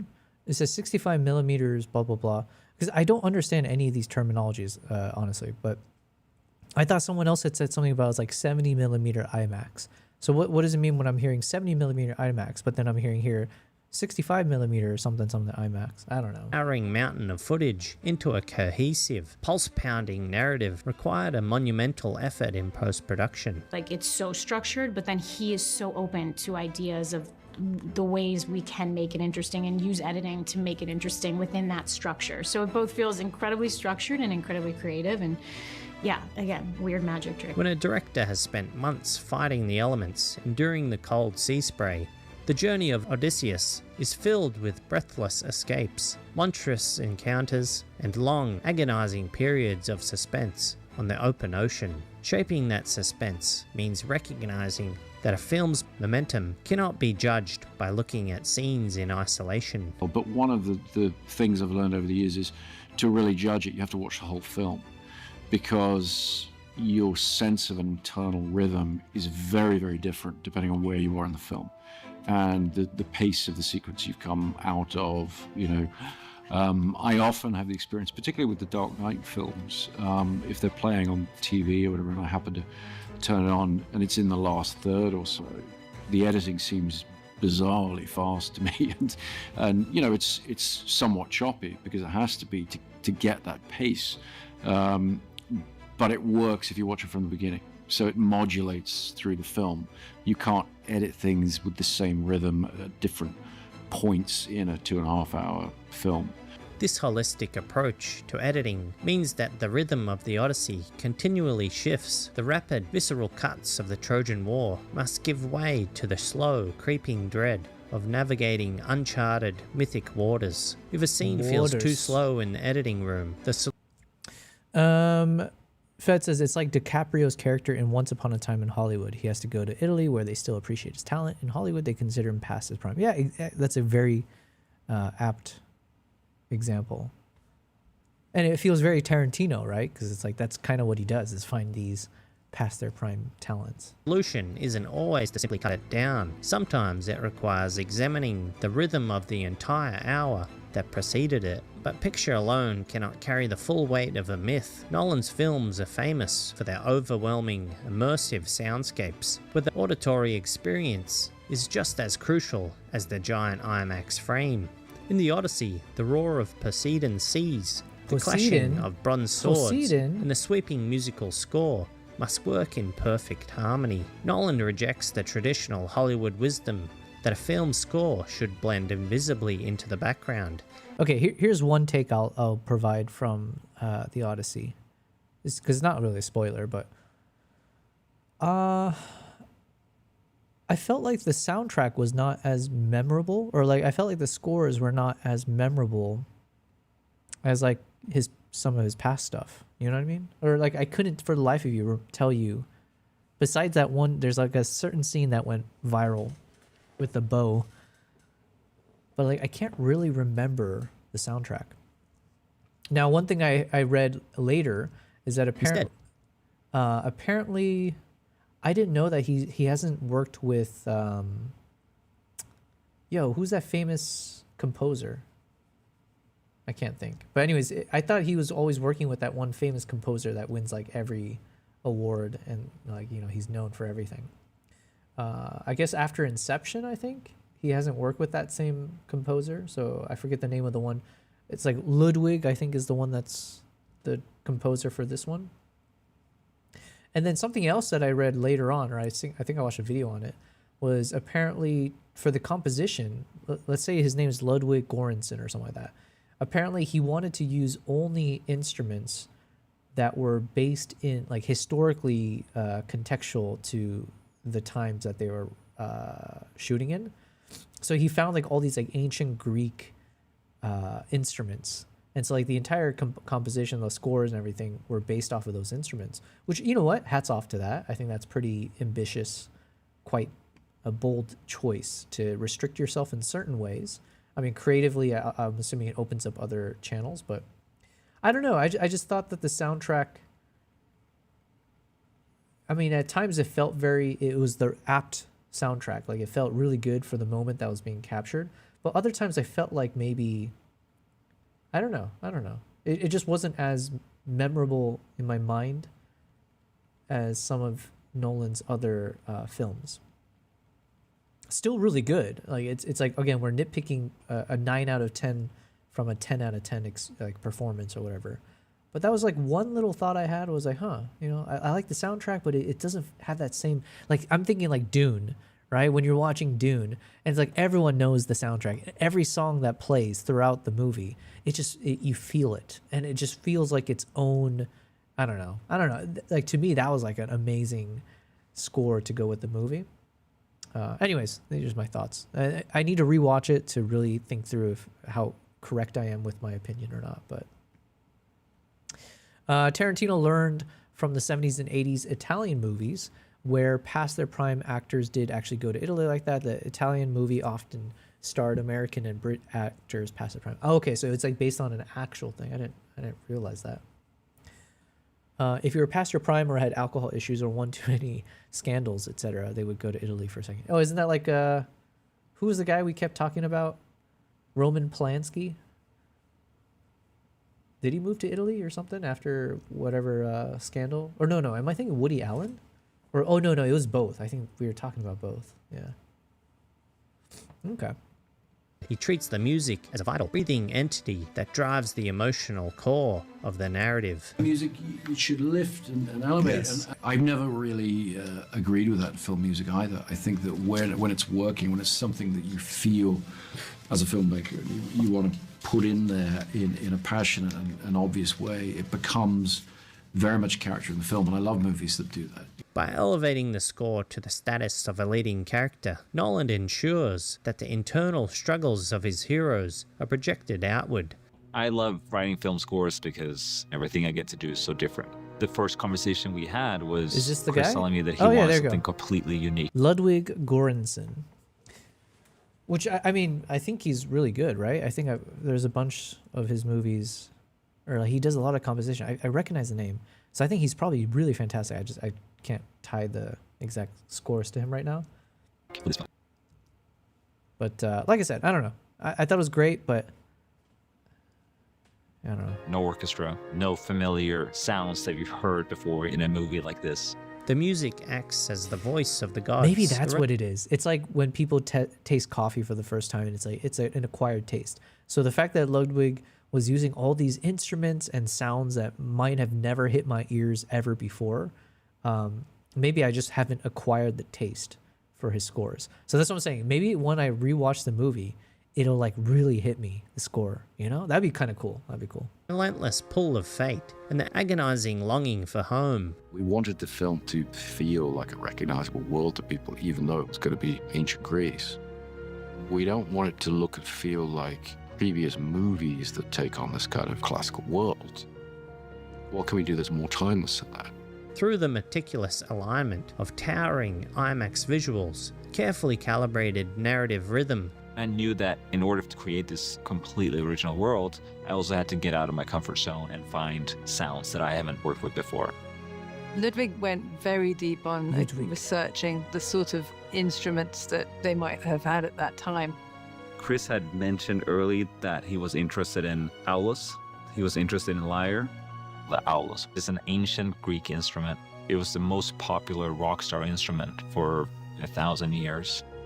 When the final cut of the Odyssey is locked, it isn't rendered out as a simple digital file sent to the cloud. It exists as physical, heavy reels of 70mm celluloid in an industry that has overwhelmingly embraced the convenience of digital cinema. Christopher Nolan remains one of the last, fiercest defenders of photochemical film. The push to abandon this century-old medium has been immense, driven by studios seeking leaner budgets and faster turnaround times. But Nolan actively resists this shift, fighting to keep the analog format alive for future generations. There's been an economic imperative to push digital technology because it's perceived as being cheaper, which it isn't necessarily, but there are a lot of economic interests wanting to sell new equipment, wanting to evolve the industry and make money that way, and they've had a very powerful voice. Despite these industry pressures, Nolan argues that film possesses a superior resolution and an organic, rich color palette that digital sensors simply cannot replicate. But his crusade for celluloid is about more than just technical specifications. It is fundamentally about the sacredness of the theatrical experience. To take a myth as enduring as the Odyssey and to reduce it to a file viewed on a smartphone or a living room television goes against everything he strives to achieve as a filmmaker. And when film is projected, the way it was originally intended to be seen, the way you shot the film, you project the film, there's a very unique experience for the audience there that they can't get in their living rooms. To preserve that unique magic, Nolan treats the audience as his ultimate collaborator. Every impossibly difficult practical stunt, every deafening IMAX magazine change, and every meticulously sculpted soundscape serves one singular purpose: to honor the people sitting in the dark. He does not view himself as a dictator commanding an army from above, but rather as the very first spectator to witness the myth unfolding. I think of myself as the representative of the audience on set. That's my North Star. That's how I... Fed says, Polanski was actually born in Paris, though, so there is that. Okay, so he just... that was his Odyssey. He was just returning home. I rewatched Ulysses 1954 last night. I think Nolan must have taken some inspiration from it. The Cyclops scene is done very similarly, for example. They, of course, also used only practical effects, and this movie is an example of having an American lead in Kirk Douglas in a mostly Italian production. Now, Ulysses 1954, is it called that because it was released in 1954, or I don't, yeah. I have to be looking at the film. Guided by that North Star, it becomes a testament to the sheer power of cinema itself. By pushing the 15-perf IMAX camera to the absolute breaking point, he bridges a 3,000-year gap, bringing the dust, the sea, and the blood of antiquity directly into the modern theatre. When asked how he views his own place within the sprawling history of Hollywood, Nolan remains humble, grounding his massive achievements in a deep reverence for the medium he loves so fiercely. I'd love to feel that I had added something to the body of work of all the filmmakers I have admired and that great film history that's developing. If I can play some part in moving the language of it forward somehow, that would be a great thing to be remembered for. With the Odyssey, Christopher Nolan has done exactly that. He has taken the oldest of epics and forged it into a breathtaking leap forward for cinematic storytelling. It is a monumental voyage, both for the hero trying to find his way home and for the visionary director, reminding us all why we still gather in the dark to watch the light. If you liked this video, subscribe and we'll see you in the next one. Thanks, man. I did like this. Mr. Rory Anderson. Okay, so what's next? Oh, Fed, since you're here, let's put this on. The Pier 3. So this is your video you just posted, yeah? From, what is it? Something Nueva? Costa Blanca. Okay. So I'm assuming you said all of these were filmed in the Spectra film, yeah? Fez says that movie, no, it's just named Ulysses. Gotcha. Movie looks incredible, great use of colors, and they somehow managed to tell the whole tale in just under 2 hours. Oh, okay.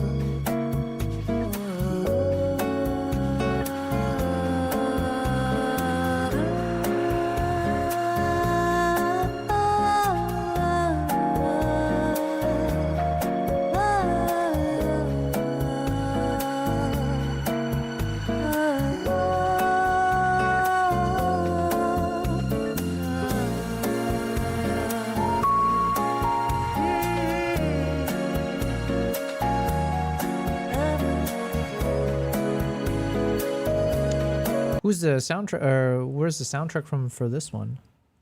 It's quite nice. I like it.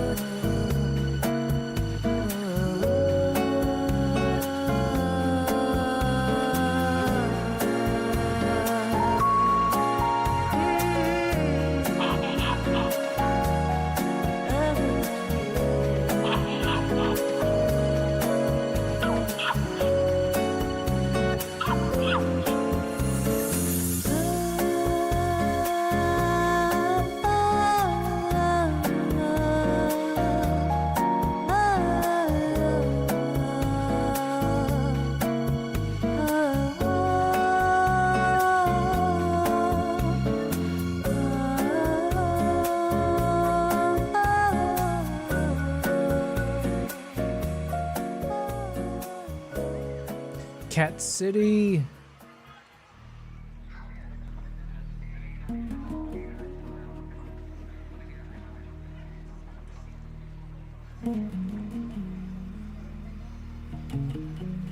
I wonder which city has the most like street cats.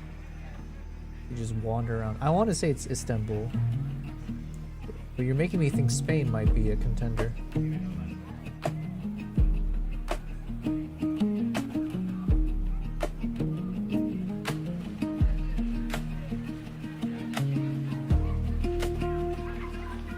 I like this soundtrack as well.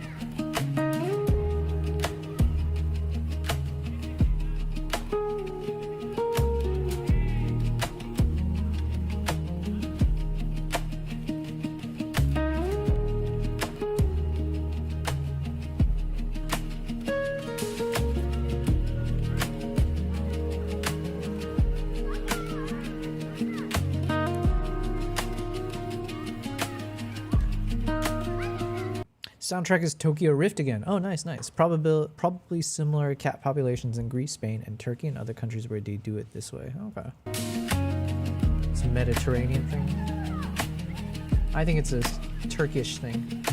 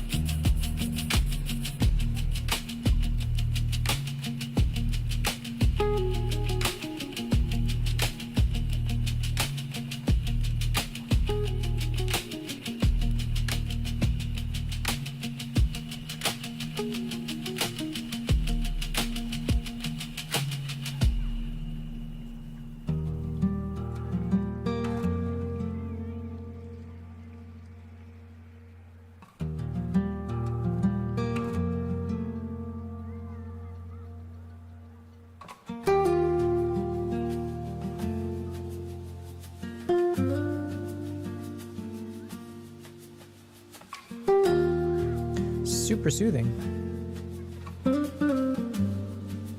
Feels like the best music to watch or listen to as well.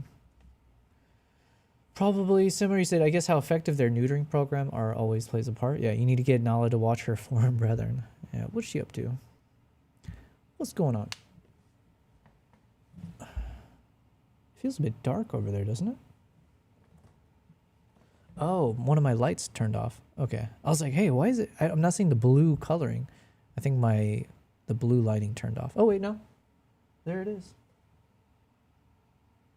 Okay, well, it's like blinking right now, so possibly something I need to fix later. Okay, I'm spending a lot more time on this photo than expected, but that's good because this should be one of my hero images. So I'm just trying to applying a bit of like lights and shadows to different parts of the subjects. Make it more contrasty.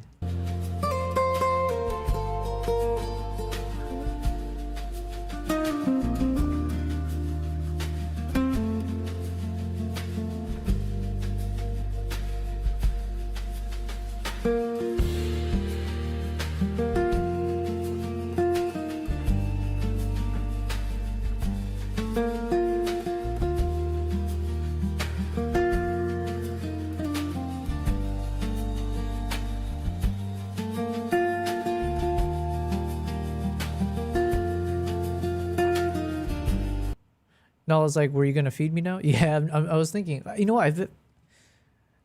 I've been feeding them so much, but Kimbap has lost a lot of weight, so he's no longer chubby. But now I feel like, am I underfeeding him? Because he's always begging. So I don't know. I gotta figure it out.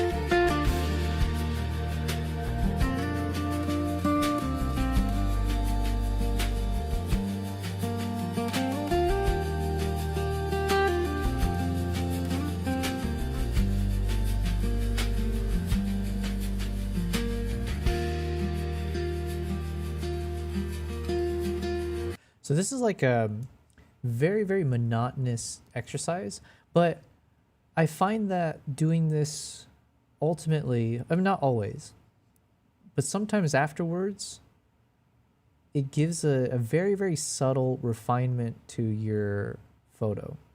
And what I mean is, like, by being very selective of where I'm applying a bit of contrast, the final image, it does end up looking drastically better.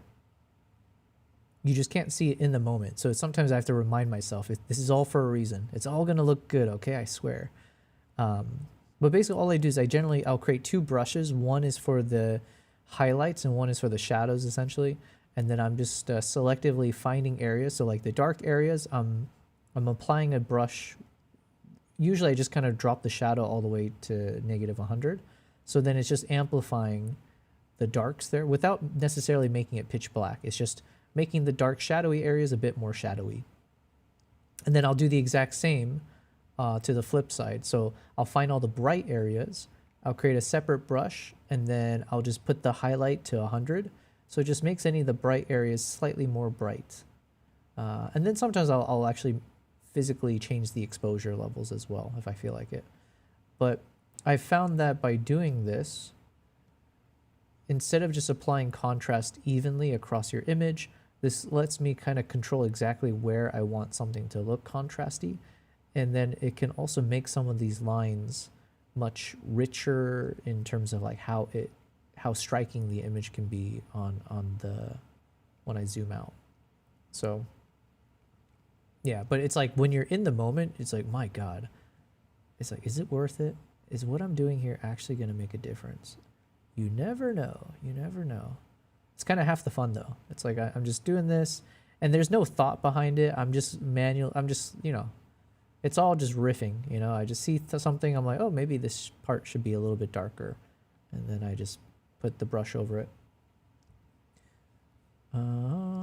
So right now, because of the way the gorilla, both the baby and the mother, just the way gorillas are, I guess, they have so many wrinkles all across their face, which I think is a nice candidate for doing this type of brush work, because there's so many crevices, there's so many like shadowy lines everywhere. So I figure if I can accentuate parts of it, maybe it'll end up looking kind of cool. We'll see. Or it might end up looking way too much and then I'll have to tone it back. But we shall see, we shall see.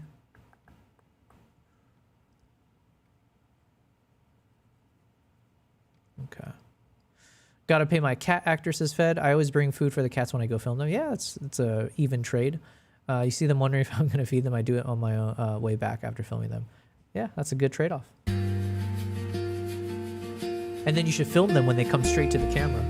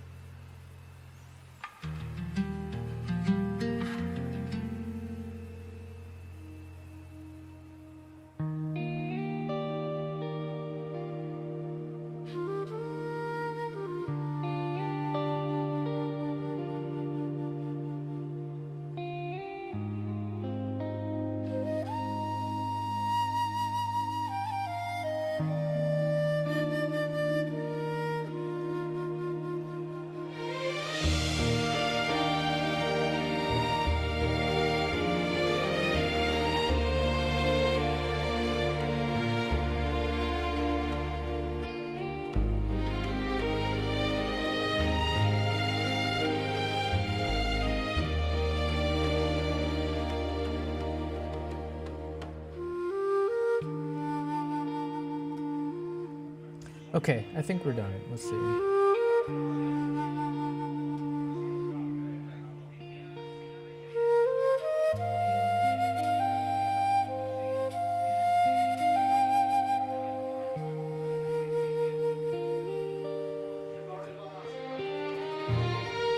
Yeah, I think I like it.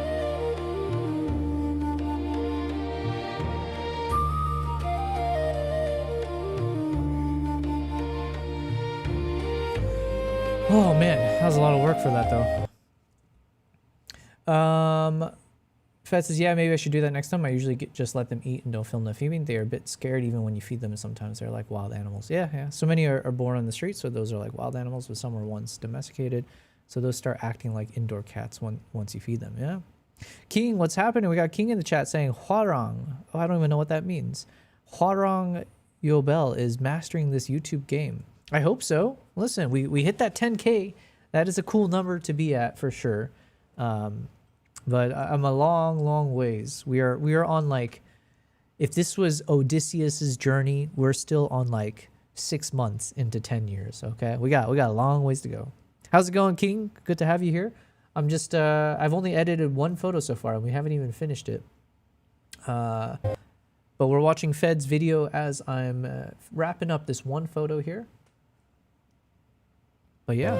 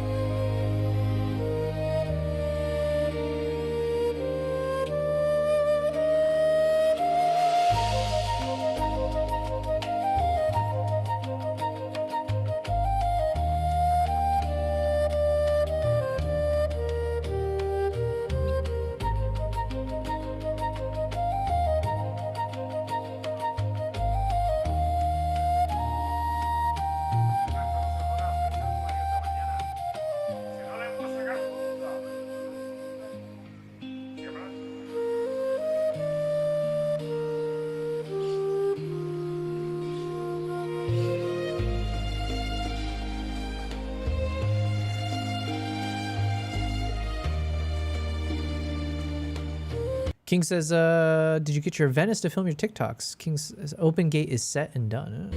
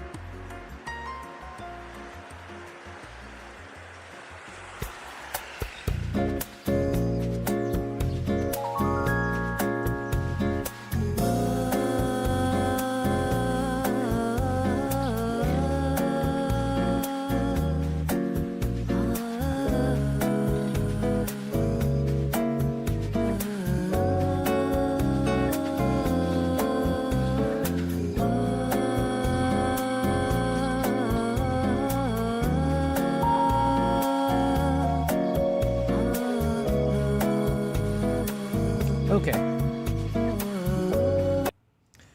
Oh, sorry, I had to kind of focus in on this. I think this is now ready. I think it's ready now to be put into Dehancer. Yeah. I think why not? Let's do it. Okay, Jesus. This is all for one photo. I don't think I want to edit the next one, but I have technically one more photo to edit from this. Okay, but this is based off of our first... Okay, our assumption was correct. I think working off of the initial preset that I had, and then changing the yellowish tone of the green, of the grass back to a greenish tone, I think it worked out. So now let's go ahead and put this through Dehancer. See, hopefully, the goal is that the shot ends up breathing. We're going to breathe some life into this shot, more so. Let's see what Dehancer can do for us. Ooh, right off the bat. I like. Okay, well, let's see. This is from my previous edits. Ooh, I think this coloring on the fur might be better. This look, yeah, it's like a Kodak. Okay, this looks more natural colors, but nice and like dark and rich. Looks like I need to brighten up the baby gorilla's eyes a bit more in post. This is 2383. Okay.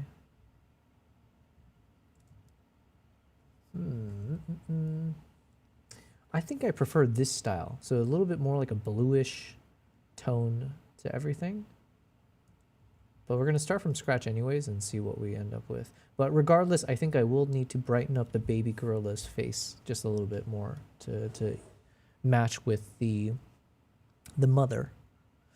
Fed says, in this part of the video, I had issues with the autofocus shooting some parrots up in the trees. I only got it to work for one shot. The autofocus got tricked by the light and branches, had to go manual. Yeah, and this is where I need that focus peaking to freaking be there when I'm shooting raw on the ZR. I mean, the quality looks fantastic, though. It's nice that Nikon always has manual override, unlike some other brands. I didn't know other brands don't have a manual override. That's crazy.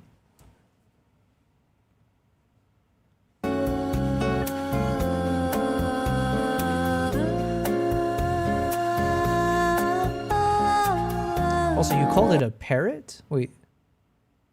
Oh, okay. Maybe later. Sorry, I didn't see the parrots earlier then. Because I'm like, what? That's a freaking pigeon, man, not a parrot.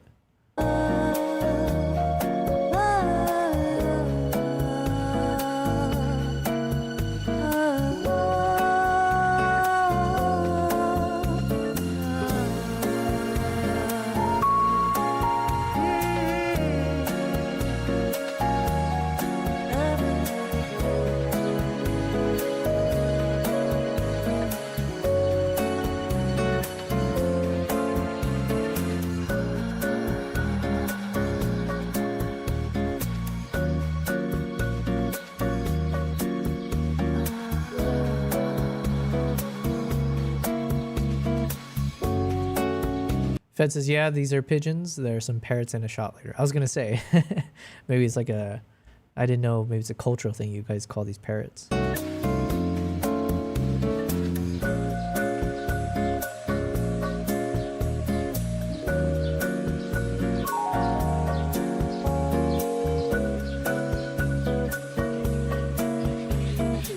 There you, this is what you're talking about, right?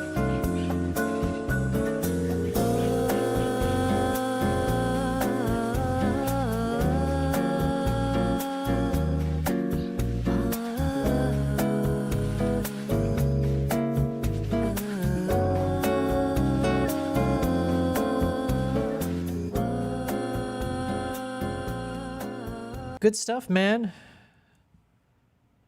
Again, I respect how quickly you can pump these out. But good stuff. The Pier Mark III. I'm going to read it as Mark III. Shout out to Fedorevsky for that.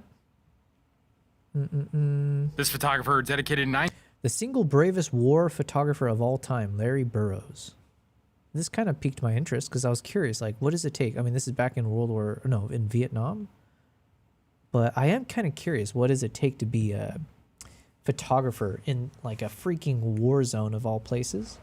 Not saying that that's what I want to do in my life, but a part of me finds some interest in, like, you know, or not, maybe interest is too strong of a word, but I wouldn't mind chasing after stories or like being able to film or document very human or raw stories, even if it does mean a bit of danger involved. There is an allure to that, I guess, to capture the rawest of, you know, things. For some reason, the Nikon overrides the bird eye detection to focus on the branches. I've been there, man. I had no issues with the autofocus on the pigeons since they were not behind any branches. Gotcha. Yeah, when it's a clear, no obstructions, it's easy. Years of his life to covering the Vietnam War. His courageous efforts allowed him to create vivid images that portrayed the war in a grounded way that many estimate was unlike any other. His life and work show us a man who had a deep understanding and dedication to his craft, which allowed him to create exactly what he wanted to and convey exactly the message that he wanted to convey, which is something all photographers, journalists, and other creatives can be inspired by. After his death, Life managing editor Ralph Graves stated, "I do not think it's demeaning to any other photographer in the world for me to say that Larry Burroughs was the single bravest and most dedicated war photographer I know of. This is Insight for Inspiration, Larry Burroughs." In 1942, Larry Burroughs began to produce work that appeared in London's newspapers, conveying the happenings of the city where he was born and raised. It was a long climb for Burroughs to make his way through the ranks and become a professional photographer himself. I like that setup there. It was a long climb for... So just doing a full-on wide-angle shot. I mean, it's a bit dark everywhere, but there's a look to it that I kind of like. Burroughs to make his way through the ranks and become a professional photographer himself. But his hard-working attitude pushed... Fed says, yeah, I already edited and graded all 6 videos a while back. I'm just uploading one at a time. Gotcha. Smart. ...him to do whatever he needed to do to climb those ranks. First, working as an assistant in Life magazine's labs, doing the work that no one wanted to do, like drying film and running errands, which put him in contact with legends like Robert Capa and others. It was this behind-the-scenes involvement that helped him to understand the craft inside and out. Through his early images, he developed his style and understanding of the medium even further, until he gained enough recognition to start working full-time as a photographer for Life. By 1962, after being involved in a number of other projects without being the lead, he finally got the break that he'd been chasing, as he went off to photograph the Vietnam War for the magazine. At the age of 36, this was the kind of assignment he'd wanted to photograph his entire life. During World War II, he had wanted to be a photographer for the Army or Navy, but was rejected for having terrible eyesight, and as a result was sent to work in the mines throughout the beginning of the war. Honor Balfour, a member of Life magazine, as well as a politician and journalist, felt that this experience helped shape Burroughs into the photographer he would become, reflecting that the mines burned into him a hatred of suffering and forged a courage that carried him into the most dangerous situations in the world.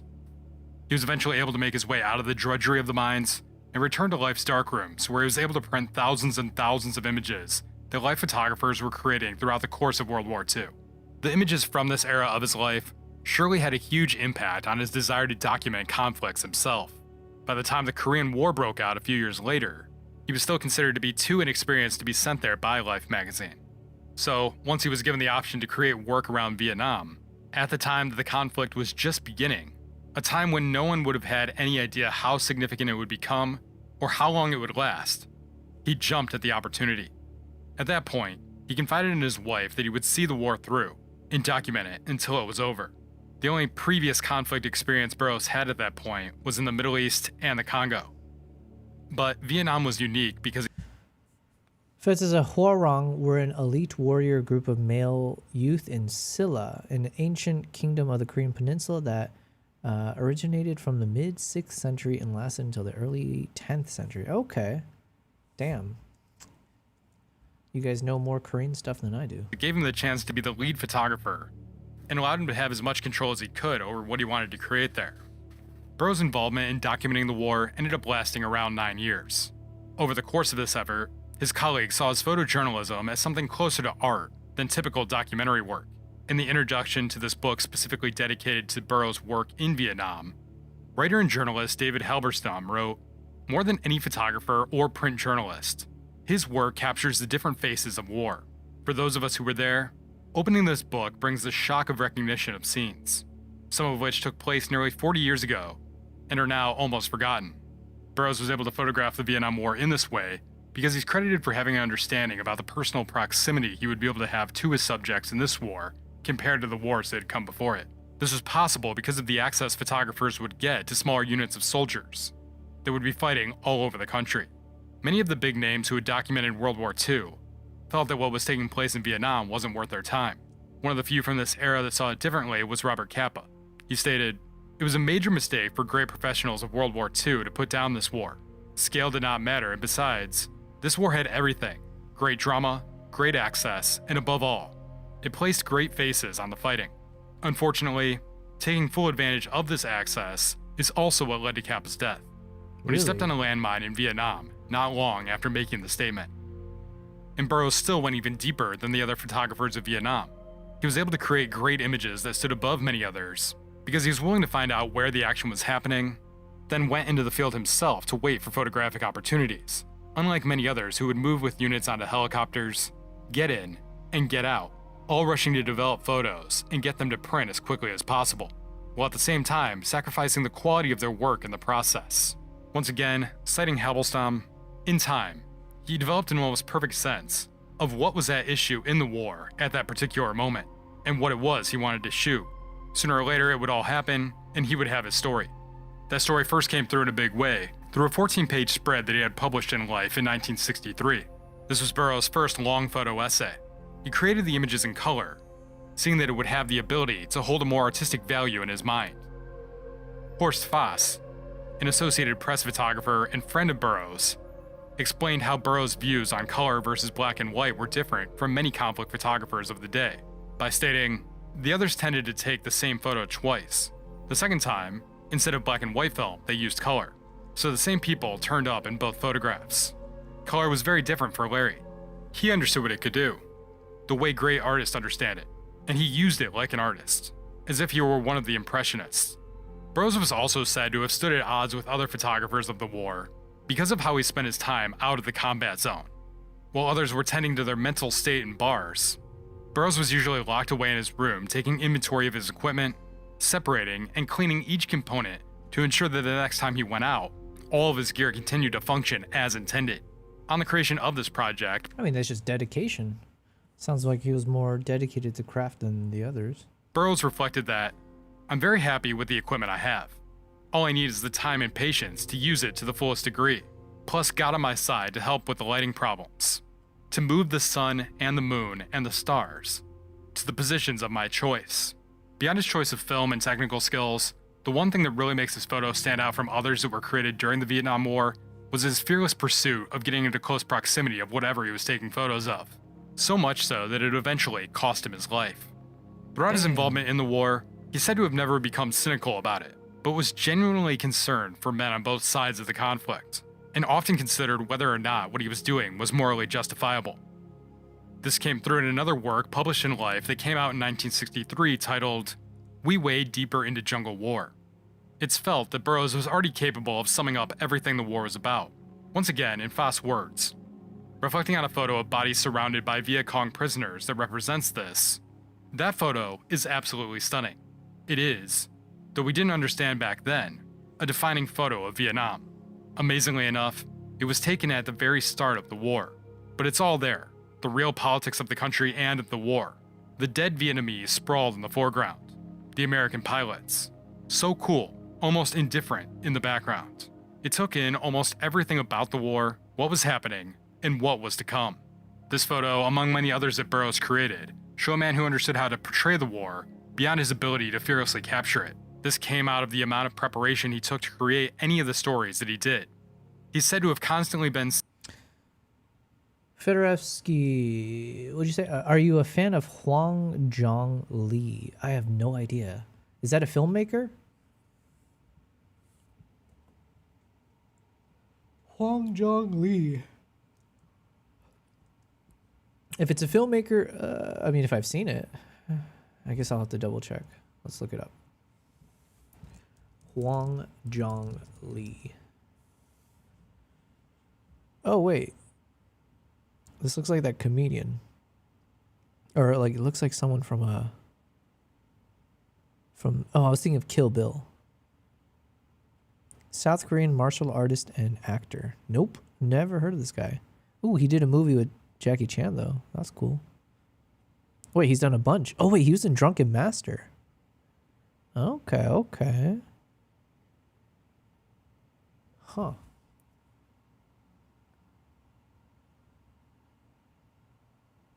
So while that, I don't really know who he is, but it seems like I've been inspired by him, or I've seen some of his stuff back in the day.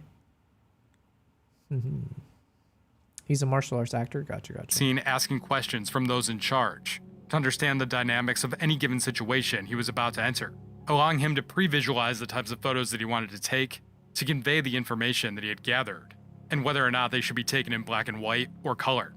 The expansion of the Western press and photographers that moved into work in Vietnam happened along the expansion of American involvement in the war. This had been happening to different degrees since the 1950s. Initially, Kennedy hadn't intended for this escalation to grow to the extent that it eventually did, but once he sent 3,000 troops into the country in the fall of 1961, it started to become clear that this was only the beginning of the involvement that would balloon into something much greater. According to the book Larry Burroughs' Vietnam, in the beginning, it was something of a slow-motion war. If you were a journalist like Burroughs, you could stay at a semi-plush Saigon hotel, get up in the morning, hitch a ride on a chopper, go into battle, and still be back in Saigon at night and go out to dinner with your pals. It was not that Vietnam in those days did not measure up to World War II. It did not even measure up to Korea. Early on, the United States had a lot of technical advantages that they brought to the war. Once the fighting tactics on the other side changed to compensate for this, the mindset and strategies for Americans had to change as well, which went hand in hand with how the press and photographers involved went about covering the war, at least for those who wanted to create something that was truly important. By the mid-60s, the war began to look bleak for American forces, and a decision had to be made whether to pull out of the war entirely or go all the way in. LBJ and his administration made the call to send more troops that eventually totaled to 500,000 Americans. For Burroughs, it was the beginning of an even more ferocious war, and a bigger story, and of course, far greater danger, as weaponry on both sides grew more formidable. Now the entire world watched. He was there to catch the first elite American combat units coming ashore, and the new optimism of what they, with their awesome technology, might be able to achieve in this seemingly small war against an enemy who was all too easy to underestimate. Except, of course, for those assigned to the immediate task of doing the fighting. Opposition worked to match troops sent by America, and it seemed more and more clear that the United States were going to... Okay, I think I'm done with this photo, at least this full screen one. I want to do one version where we crop in, but I think this is it. I'm actually very, very happy with this shot. Let me just do, let's see. What should we try? 4x3? I just want to try one where we kind of crop in a bit. See if we can just do like a framing of just their faces.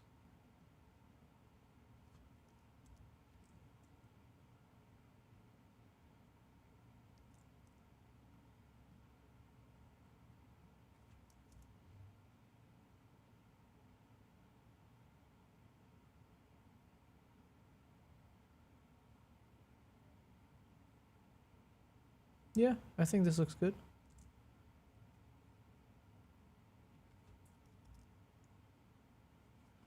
All right, let me see here.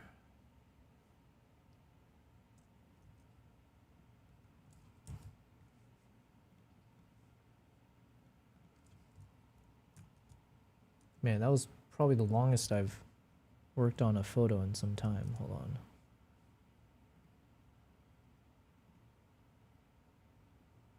That was over an hour and 20 minutes that I was recording. Jesus. Okay, I just want to see something. Bring this over, reset. And then boom. Okay, so this was the original, right? And then we go. All right, so this is the original image cropped just a bit.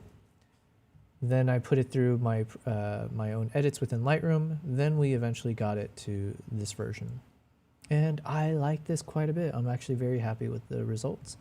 And then we got a closer cropping here just to kind of play with the different frames.